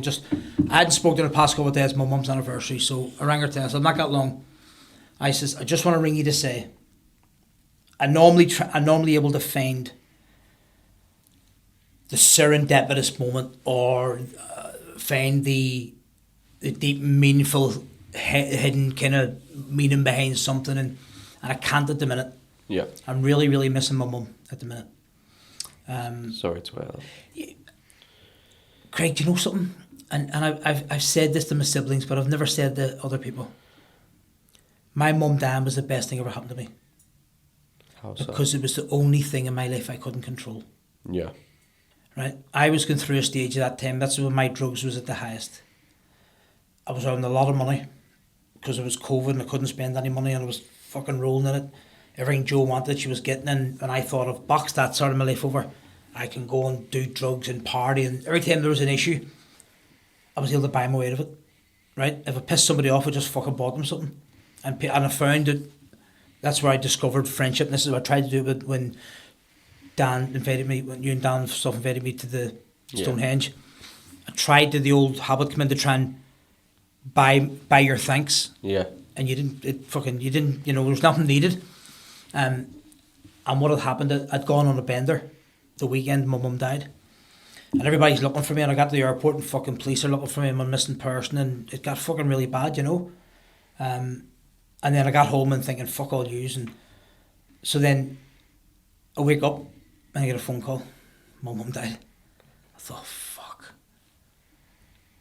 And I've spoke to my sisters about this, and my brothers and my dad, and I think my mum's last gift to me was that she could have held on for another week, and that thing that I done would have dissipated. Yeah. And I spoke to my sister on the phone, and people would have went, you're mad, and you kind of just forgive and forget. Yeah. I think my mum chose to let go, and she went very, very peacefully in the end. She'd brain cancer, bone cancer, lung cancer, and blood cancer. Oh, God love her. If she was a horse, you'd have shot her. You know, she was in that much pain. But by the time she had 2 pain drivers in, and normally you get 1 pain driver, and that does you. She had 2 pain drivers in, and she was still set up dancing with the nurses, the care nurses, and all come out. And sounds like a very good character. Oh, I try and emulate her. Yeah. She was the life and soul of things, and when she went, my sister was just sat with her, and she went, "Dad, I think she's just died." So peaceful, no choking, no gasping for air. But she'd said to my sister the kind of day before, she went, "Where's Sean?" And Arlene says, "Oh, he's way back to England." And she went, "You're a liar." Right? And she says nobody was talking around her not to try and get her. She said, did she know? Did she not know? Maybe she overheard something. I don't know. And then she went peacefully. So I had to then go back into the scenario of I'd dropped the hand grenade in Belfast and flew back to England. Yeah. I had to walk back into it next day, face the shit that it caused, and the love that I got from my family. And I went, there's something wrong here. I've got something wrong. They're not my enemy. I mentioned earlier about I demonise my family. Yeah. And my big sister says to me, "Sean, you're a cunt, but you're our cunt," right? And I went, "That's a bit poetic, like, you know. It's. I'm sorry for swearing. Heather's gonna struggle. It's gonna be like an 18 rated version of her." And I remember I went to her wake, and an Irish wake's a big thing. And again, we go to the wake, bury her, do the thing. You get a pint, and the boys are at your mum's wake. What the fuck? Hoovering it up. And I just said to Joe, "Let's go." We'd booked to go on the ferry the next day. I said, "Let's go." Straight down to the docks, got the next boat across to England. Right, I was supposed to go via Scotland, got the next boat to Liverpool overnight ferry. Got myself a cabin, went asleep. I removed myself as quick as I could from that thing. And I spent weeks feeling like a piece of shit, thinking, did she go away knowing that what I'd done and all the rest? And then I looked at my own kids, and I'm thinking, you know, but of all the stuff I've looked at, I think the Christian perspective on life is probably, in my opinion, the most accurate. What I think it is. I think there's a loving entity, God, Jesus, whatever that is, whether Jesus is the Son of God. You're getting into theological and kind of, ecumenical type things, but actually, the fact that you mentioned earlier about good and bad. Mm-hmm. We've got children. See, when your young one starts to walk, and you've got the fire on, and you'll say, "Come on over here." You're telling her not to go to the fire and get burnt. Yeah. Is hell a metaphor for? I don't know. You know, is it?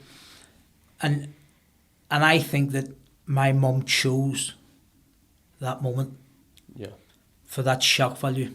So, what I'm going to ask as well, what's your biggest tools to get over the addiction or the coping mechanism? Or do you feel like that there's still something to be unearthed and to pull further roots out?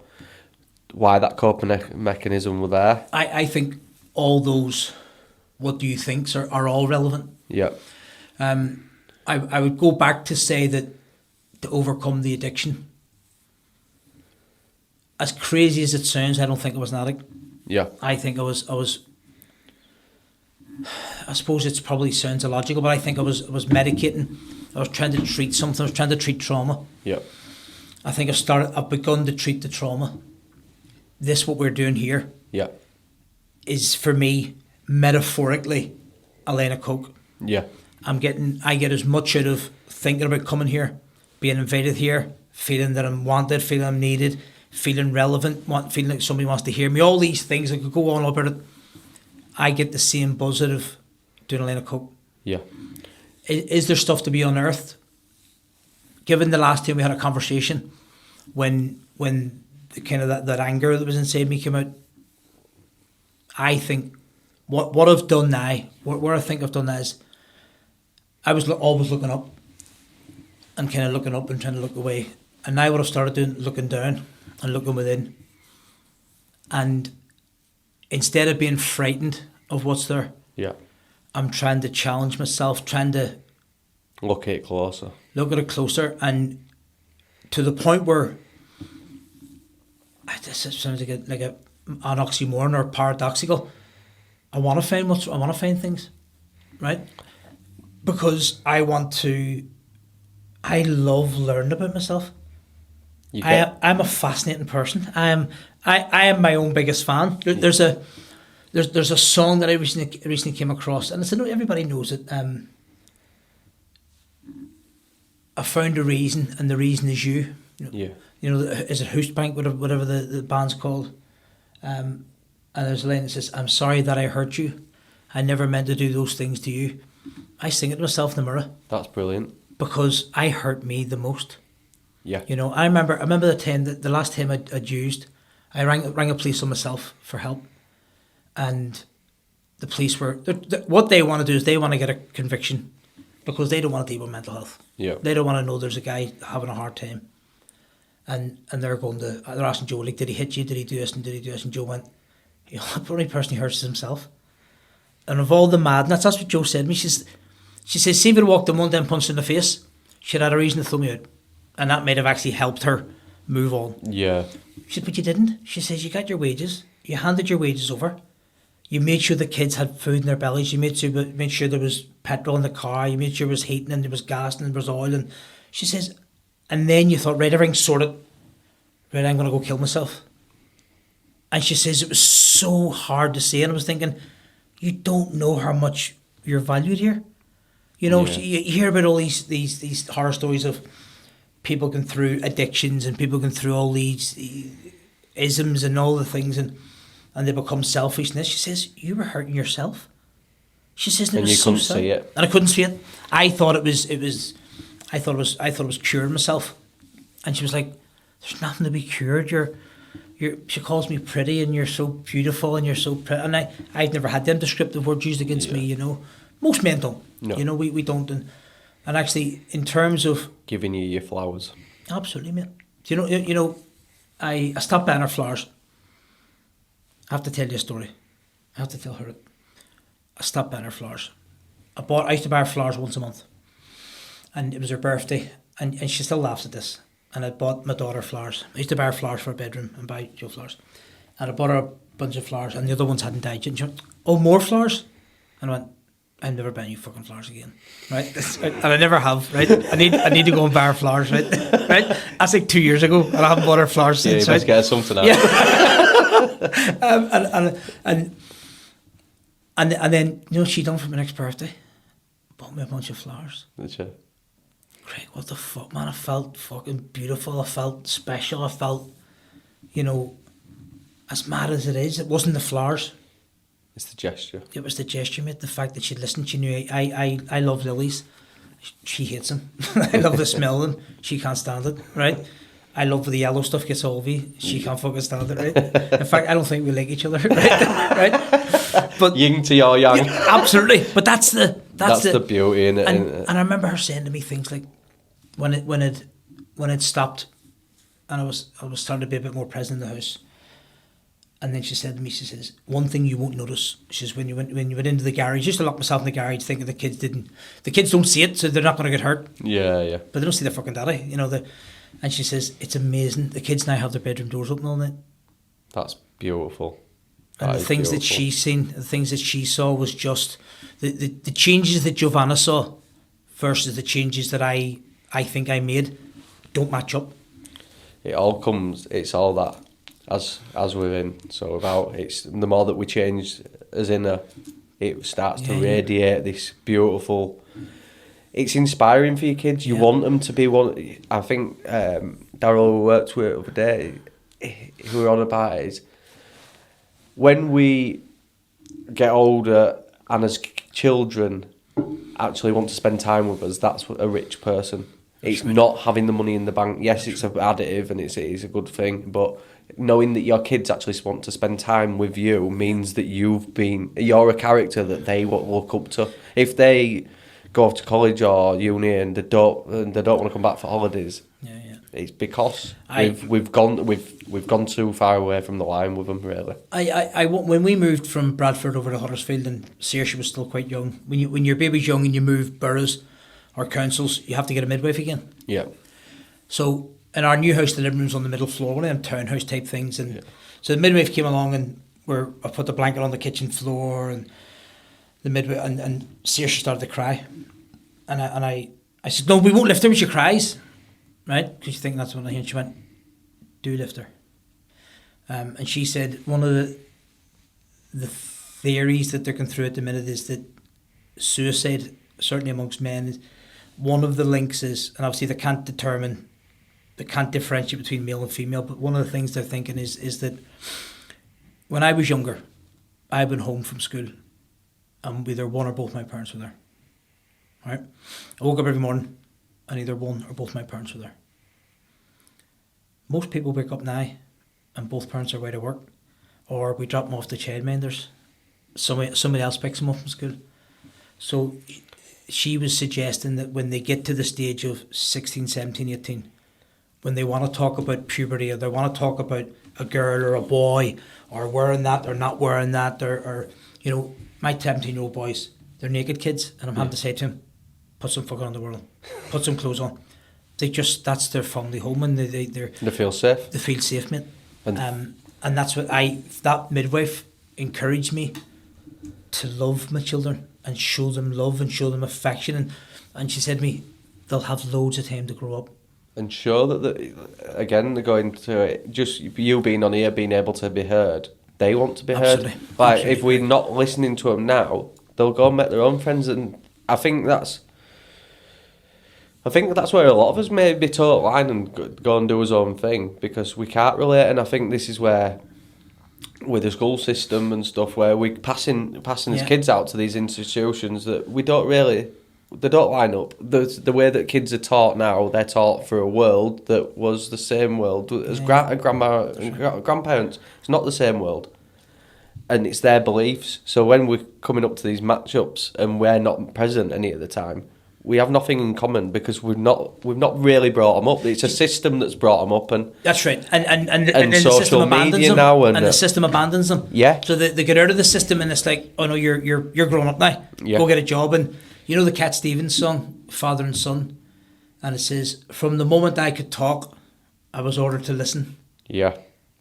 And you think, we teach our kids to speak, and then when they go to school, we tell them to shut up.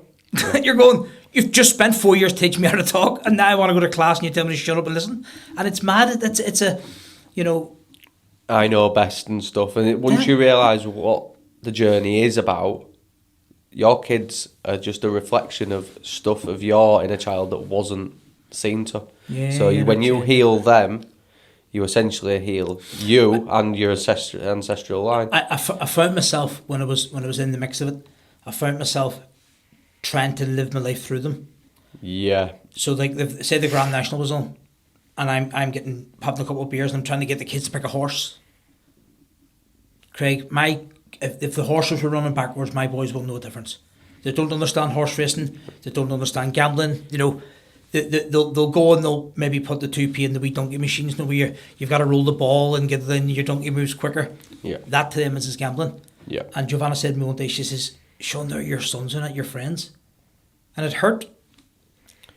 But see now, they'll want to watch a racing with me now, because they can see that it brings happiness. But they're not betting on horses, they're not gambling. It's to spend time with you. Spend time with me, mate. I love that. What's their takeaway on alcohol? Just mind me asking, because they're a much higher age. Oh, well, they're a lot older than what mine are. So it would just see what... It may come out wrong. I've tried to encourage them to drink in the home. Yeah. So that, not force them, but try to encourage them that if they want to, it's safe to do so at home. And I've always tried to say to them, look, if you ever do, they're going to be 18 in July, right? So they're going to drink whether they want to drink, right? Yeah. And what I'm trying to do is create a safe thing that if they do it and they make a mistake, ring me. There's no judgment. There's absolutely no judgment. There's no, there's no getting too drunk. There's no getting too sick. There's none of this, Yeah. And I've actually stopped talking to him about it now. I asked him once, I said, if there's one thing you'd change about your dad, what would it be?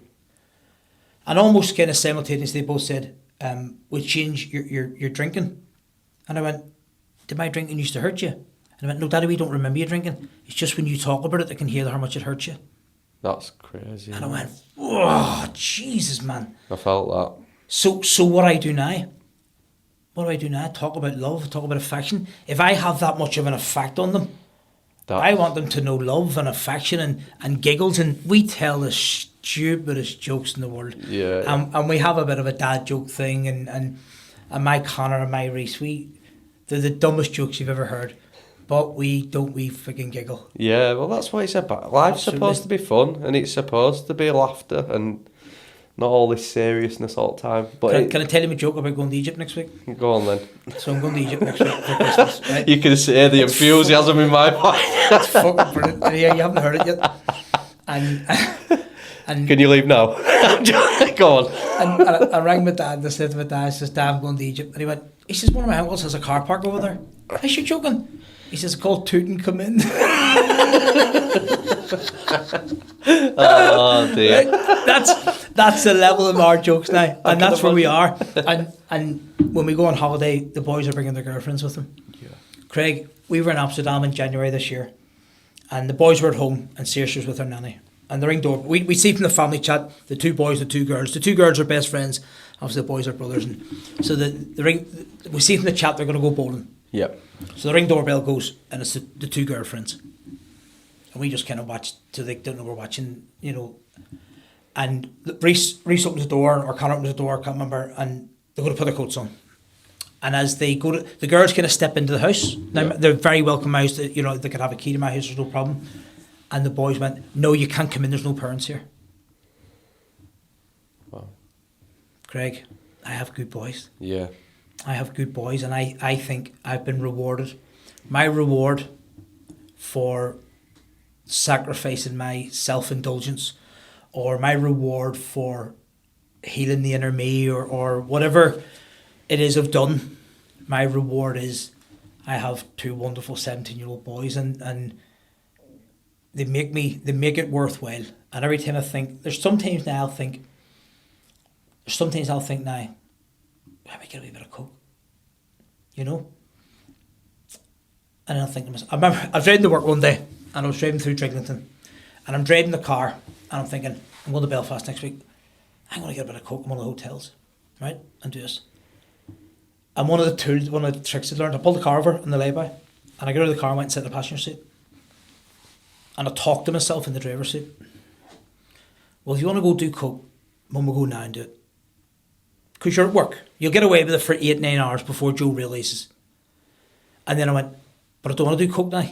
I want to go to work. I have to work to do. And he went, you don't really want to do coke again, is it? And I'm kind of almost having this back and forth with myself. I'm sure people driving past thought I was off the trolley. If any, this is a beautiful insight for anyone that can try to relate and then use it. So no, and then I realised that what it was going back to Belfast was bringing the fear, the energy, and the negative energy. And by the way, I love my people. I love Belfast, but I've somebody once gave me the analogy of the I think it's a lobster. Once it comes out of its shell, it can never go back into its shell. Yeah. And it's still the same lobster. It just doesn't fit in that shell anymore. Yeah. And when I go back now, a way for me to kind of demonstrate how well I was doing was to go out and do coke and party and all the rest, and actually see now when I go back, I'll go in and they've got Guinness Zero on tap, and I'll sit with my daddy and I'll watch a horse racing, and I'll drink 10 pints of Guinness Zero, he'll have his beer and his vodka and coke, and the last time I was home, the Guinness Zero tap went a bit funny. So the guy took my pint and put on the normal Guinness tap. He says, I've just tapped it up with a proper Guinness to give you a proper head on it, and I'm going, and I put it down the side, but I giggled, and I went, he's only trying to help. Yeah. My dad's going, don't you be drinking that? And I'm going, no, Daddy, but you don't see what he done. He saw we're having a good crack, and he doesn't want to serve me a bad pint. So he's giving me a pint with alcohol in it, thinking he's going to fucking help me. He doesn't know why. He doesn't know why I'm not drinking, And I think some people never take out personal. I think some people's intentions. What we do is we look at. I think a lot of people genuinely just try and be nice to people, and because it doesn't suit us, we stop being kind, haven't we? Yeah, I found that difficult as well when I've been doing the vegan, and everyone tries accommodating me, but then it's like I feel like it's too accommodating. Like there's only 2 things on menu, and they'll go, "Have you seen what's on menu?" I'm like, "Yeah, there's only 2 things," and then they'll all do it, and you end up in this like trap of they've been trying to be nice to me and trying to include me, but then it's like overly, and then I'm like, and it's always like, why didn't you just say something? I went, because I feel like I'm going to upset them either way. It's something that I've got to come to terms with. Giovanna told me when I first brought Giovanna back to Belfast, I mentioned earlier, where we grew up, it was 99% white Christian. And we still managed to fucking find a way to have a war for 900 years. And we were all white and Christian, and we still couldn't get along. And when Giovanna came over to bury my granddad, my dad's dad, every time she went to the bar, somebody went up and bought her drinks for her. And she says, "This is really driving me insane." And I went, "They're just trying to be nice." And she went, "But why are they not doing it for her? They're doing it to me because I'm black." And I'm going, "Yeah, but they're just trying to..." And she went, "I don't want to fucking... I just want to be the same as the white girl." And I'm going, "Geez, you don't think about that. Actually, they think they're trying to help, bless them. And then they're, I'm dead proud of my people and their hospitality. And actually, she just wanted somebody to go, "How are you? How's your day?" Yeah. Not jump up and try and fight over band. She was going as if they're all trying to get the kudos from band. Yeah, it's indirectly. It's too much overcompensating, and it's alienating them. That's right. It's mad, isn't it, how it works? She says it's almost like, who's going to buy the black girl drinks next? Yeah. And she says it's got to the point where she didn't want to go to the bar anymore. So she was sending someone else up to the bar because she didn't want to go. It's wild. That, yeah, isn't it is. It is wild. So where on your spiritual journey, or just your journey in general, do you feel like you are now, and anyone who's been in your shoes, who's been struggling, what's your takeaway message that you can give them? Great question. I've changed a lot from trying to give advice, but if I tell you what worked for me and what helped me, surrender to the fact that you don't know everything and that it's okay not to know everything. Yeah. Right? And talk to somebody. Talk to anybody. We've lost too many friends. We've lost too many good people because they were too frightened to talk about something. And actually, they thought that their cocaine addiction or their sex addiction or their alcohol addiction or their chocolate addiction or their food addiction or their gym addiction or their not eating addiction was different to his drug addiction or his alcohol addiction. Talk to somebody, but also understand that you're a victim. You're not a perpetrator. You're a victim. You're not a perpetrator. It's okay to struggle, and if you struggle, it's okay to put your hand up and go, "I'm struggling a bit here." Yeah. Because there'll always be that help, won't there? If you're willing to... The problem is that what is expectations? What do you want for you? Because what we do is you become what's I call an asshole.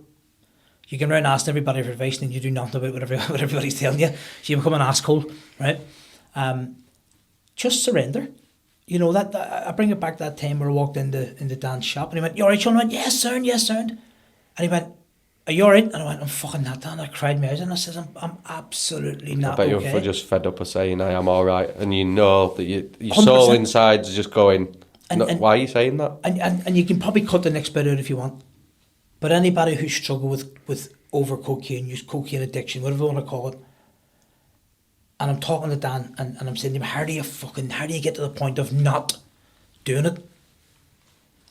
And he said to me, "Bring yourself to the hotel room on your own where you're wanking and you can't get it up.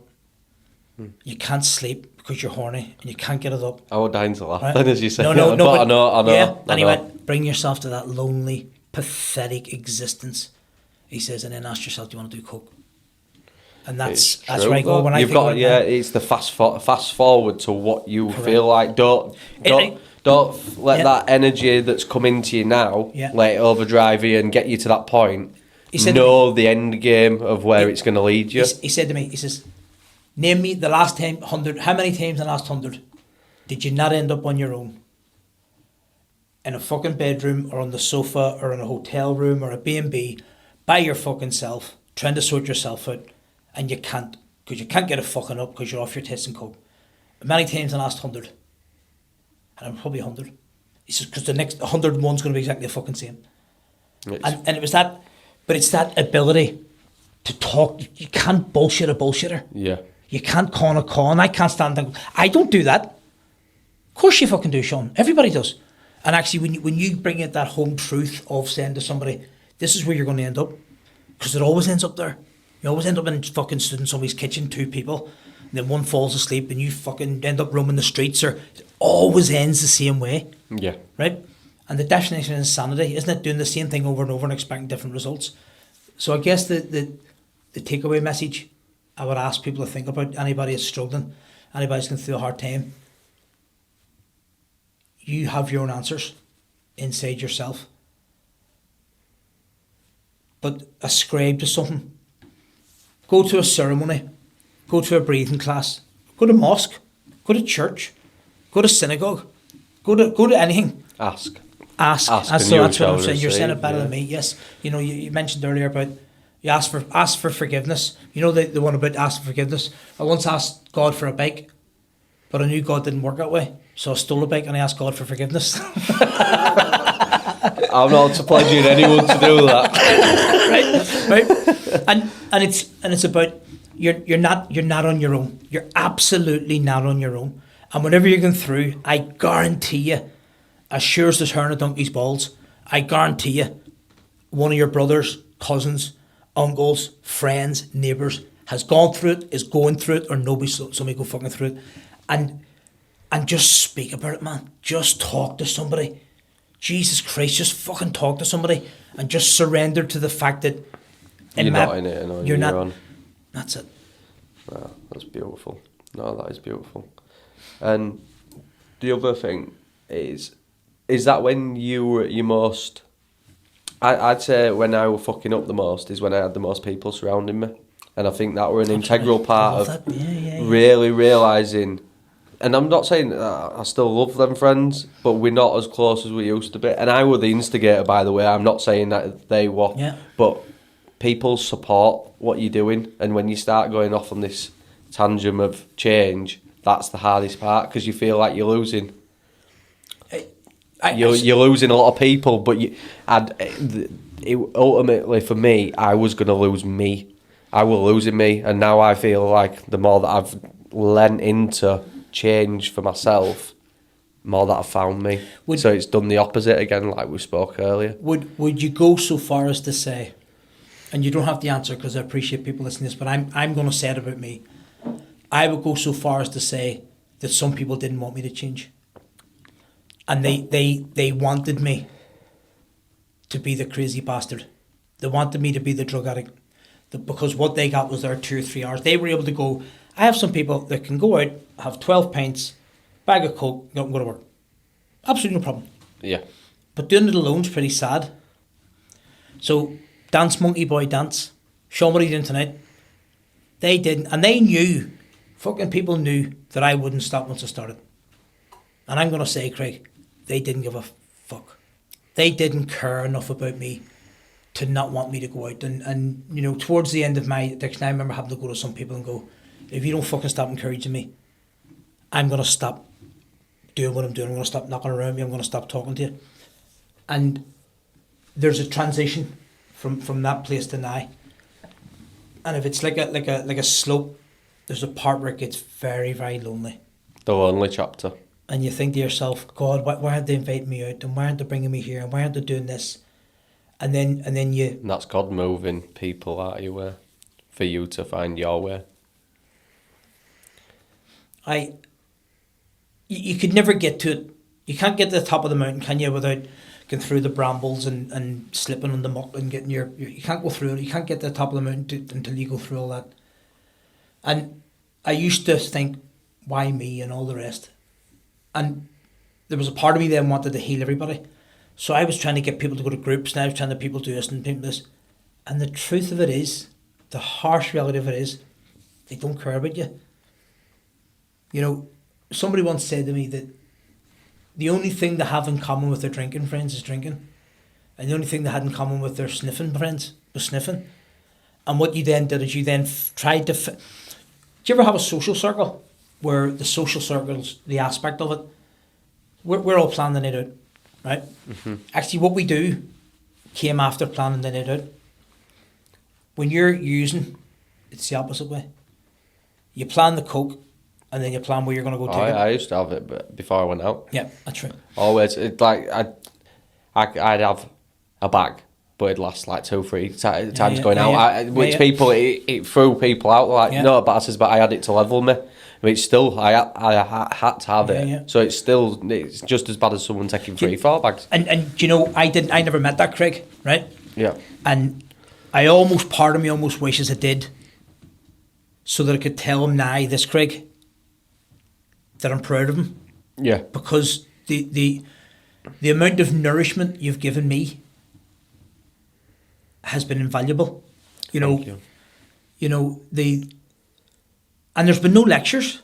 No. There's no fucking, oh, what day are you on? 42, right? What you need to do is you need to go and get a t-shirt, or you need to stand on one leg, or you need to avoid him, and you need to watch this movie.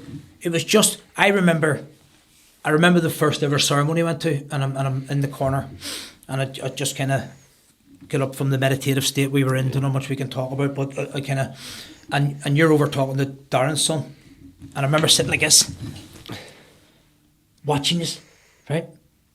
And up until that point, I was a bullshitter. Yeah. I would have then tried to stand up and go, you've seen how much I talk now, right? See that moment? I remember walking. Do you remember what I said to you when I walked over? You went, can I listen? Yeah. I'm interested in what you're saying. Can you just listen? All right, yeah, take a seat. And you said, you just take a seat. I went back and I sat there and I fucking stared at you, and I felt like I was learning something for the first time. And I walked, I'm getting emotional thinking about it, and I remember fucking walking into that room, Craig, and I was going to tell you what was going to happen that night, because I'm sure I'm working, I'm the big man, don't you worry about me.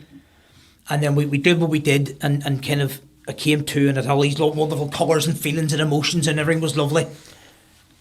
And then I just seen two people talking about their journey, and I went, oh my God, I feel like I'm on that bus. But I didn't want to add to it, but I felt that it was okay to not have anything to add. And that's where when we just shut up sometimes and we just listen to others, that's when we learn the most. And that's where I've had to learn as well, is listen to others, because that's where the energy wanted you at that moment in time to listen to that conversation. Yeah, absolutely. Because we're going to plant them seeds to go, oh, I don't have all the answers, but this is like gems what I can use. I remember going back to that was my first ever ceremony, and I remember going back to a second one, and you weren't there. And I think that I was then the only person in there had done it. Yeah. And then I became the person that people were trying to talk to about what was going to happen and all the rest. And I remember all I kept saying was, and there was this guy last week called, Darren, what was his name again? Right? And I couldn't remember your name or last month or the fuck it was. And I was going, and they were talking about this, and they were talking about this. And I felt like somebody talking about their big brother. Yeah. But Craig, I haven't had that humility. I hadn't had that humility since I was a little boy. I've had to use my wits. What I didn't know, I've had to make up. And one thing that this journey's taught me, and one thing I can promise anybody, if you get on board with this journey, is humility. And humility is absolutely gorgeous. See, just having that peace of mind to go, do you know what? It's raining outside tonight. I'm not going to go and do this, or it's snowing, or the traffic's heavy, or our electricity went out about 6 weeks ago, right? For 20 minutes. Holy Mother of God. The Wi-Fi, my phone still works, but the Wi-Fi's down. The Wi-Fi uses electricity, son, right? Right? Well, can't they have this power thing? So they plug the Wi-Fi into a battery pack to work it, and but it's still not working. Yeah, the transformer outside's gone down as well, son. It's a power cut, right? And they seem so lost. And I took that. I remember me being so lost. Yeah. And what they're trying to do is find a fix. And I sat back and enjoyed watching them struggle. And then went and got candles. And they set up the fucking electricity came back on. Right? And what we done? We turned all the lights off and just left the candles on anyway. Yeah. Right? Cool. But it was. I remember trying to find I think you end up looking for something you've already got. I'm not a metaphor. I'm not a metaphorical person. I'm not a fucking poet. But it's amazing that I had it the whole time. Yeah, the peace that you're looking for is Isn't- from within. It's Yeah. not like, I think we did it when we went to Stonehenge. We kept on, like, you'd be like, oh, can we get to this point or get to Yeah, that point? do you And it's remember? something that I'd noticed. I noticed it in you because I've seen it in me. Yeah, yeah. I always wanting to, whether it's go to a gig or something, oh, you're not happy Yeah, here, or do go you to remember? another point, and it's like, what are we looking for? What is that defining moment of why are we trying to make it better than it is? Nowhere's better than the place where we're at. Very good. And it's just realising that there's only the ego mind. It's like, oh, there's something Ego. else to add. There's I work with a young man, younger than me, and he's quite a big, tough, strong guy. I won't mention his name. And he, when I first started with this company, he was sort of saying, you size people up, don't you? And he's, what do you do? And I'm going, I work in the security. Well, do you not do doors? And I went, I don't do doors anymore. Big man, he's, why not? I said, I'm fed up getting fucking knocked out. I said, I've got a glass jaw. I says, and I'm fed up getting knocked out. I said, I've never been knocked out. And I went, that's good too. That's good too. That's great for you. It's not a compliment. I'm over the moon for you. Fucking I wish you were with me on Friday. Right? And I'm not even joking. May God strike me stiff, stone, paralysed, dead. He came into me the week after and went, can I word with you? And I went, yeah, of course you can. What's up? And he went, how do you know you've been knocked out? And I nearly started laughing because he's going to tell me he's been knocked out. And I went, you don't really. I says, a lot of times people will tell you. Most times people go, you were laid there, and you get all the stories relayed back to you. Why, what happened? Oh, there was this guy, and he got me just from the side, and I just give him a big hug. And the guy's fucking twice says to me, I just give him a hug. I says, it's okay. Happens to us all. It happens to us all. I says, that's your time now to get out. You have nothing to prove to anybody. And he still has his moments where and the two of us will butt heads. It's like we're like two brothers now, you know, and there's a lot of times he'll come and go to me, you alright? And I could see him just tipping over that fucking, it's so hard for him because of his background and his family and his, in my opinion, his addiction is self-image, he's got arms like my legs. Because he's scared. Because he's scared. It's mad, isn't it? It's because the answers is there with us all, aren't they? And he can see it in me, and he gets close to me, and then he just goes, fuck off, get away from me, you know, you fucking this, you're this, and he pushes me, emotionally pushes me away, not physically. I love the kid, you know. Yeah. He pushes me physically, emotionally away. He'll get there if he wants to get there, though. He does, yeah. he does. And he'll get there. And he can see something in me. Because you're showing the humility of what it is. Once you lay it all bare, and you're like, it makes other people go, oh, isn't it scary? Because I'm looking up to that person, and it breaks them barriers down, and that's what we're doing. And I think it's beautiful, mate. It is beautiful. Yeah, I think it's when I asked you where does it end, where I think it ends is, I think we're all part of a God. We are all God. Realising we're all one. Yeah. It goes back to the universal our laws. energy. The law of one is we are all one. Yeah. And I think that's where the level of compassion is. You starting to see it as well. You're starting to see your actions in other people. That's right. And once you start to see them patterns, we're dissolving the self. The self of you're Sean Morgan and I'm Craig Spink. These are only ideas of what these programs that we've made up. Our soul lessons weren't called that. Yeah. So it's only the things that have programmed it. And the more that we deprogram these attributes that we don't like, we'll get back to that soul essence of being one and realising that when I hurt you, I'm hurting me too. Yeah, because the guilt, when you walk away and you go, I'm really guilty. And they're also at the other side of the spectrum going, he's really hurt me. So you're both hurting. You both got caught when people are on about that there's cords attached and cord cutting. We've all got these tabs open on all of us. And until we stop hurting each other in ways that we're acting out of fear a lot of the time. And we'll get there. We are getting there. These are the baby steps. I love the learning. Yeah. Every day's a school day, and I know that's an old saying, but actually it is, and it's, you know, there's nothing better than when somebody rings you up and from that circle, You know, and we might not talk to each other for 6 weeks or 6 months, and all of a sudden we're lying top and toe in the back of a camper van at a service station at somewhere outside the M11, right? and I just, you know, and all of a sudden something hard brings you. And I wanted to stay in the hotel that night, didn't I? Yeah, yeah. And you know, if I had stayed in that hotel at night and somebody had a coke, that behaviour, and you're going, no, you're here. I'm going, but I'll pay for it all. I'll pay for it. And you're going, no, just go sleep. Yeah. Foxy, what's wrong with you?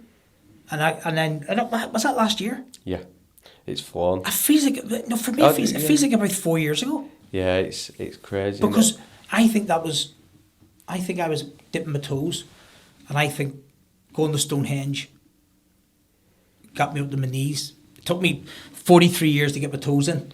Well, you're like a child, weren't you? Was yeah, like you even said with Giovanna, said, you've never seen you like this. No. Do you remember the voice messages where we're standing each other, and I'm giggling, and Giovanna had to me, she says, I haven't seen you as happy since fucking day I met you.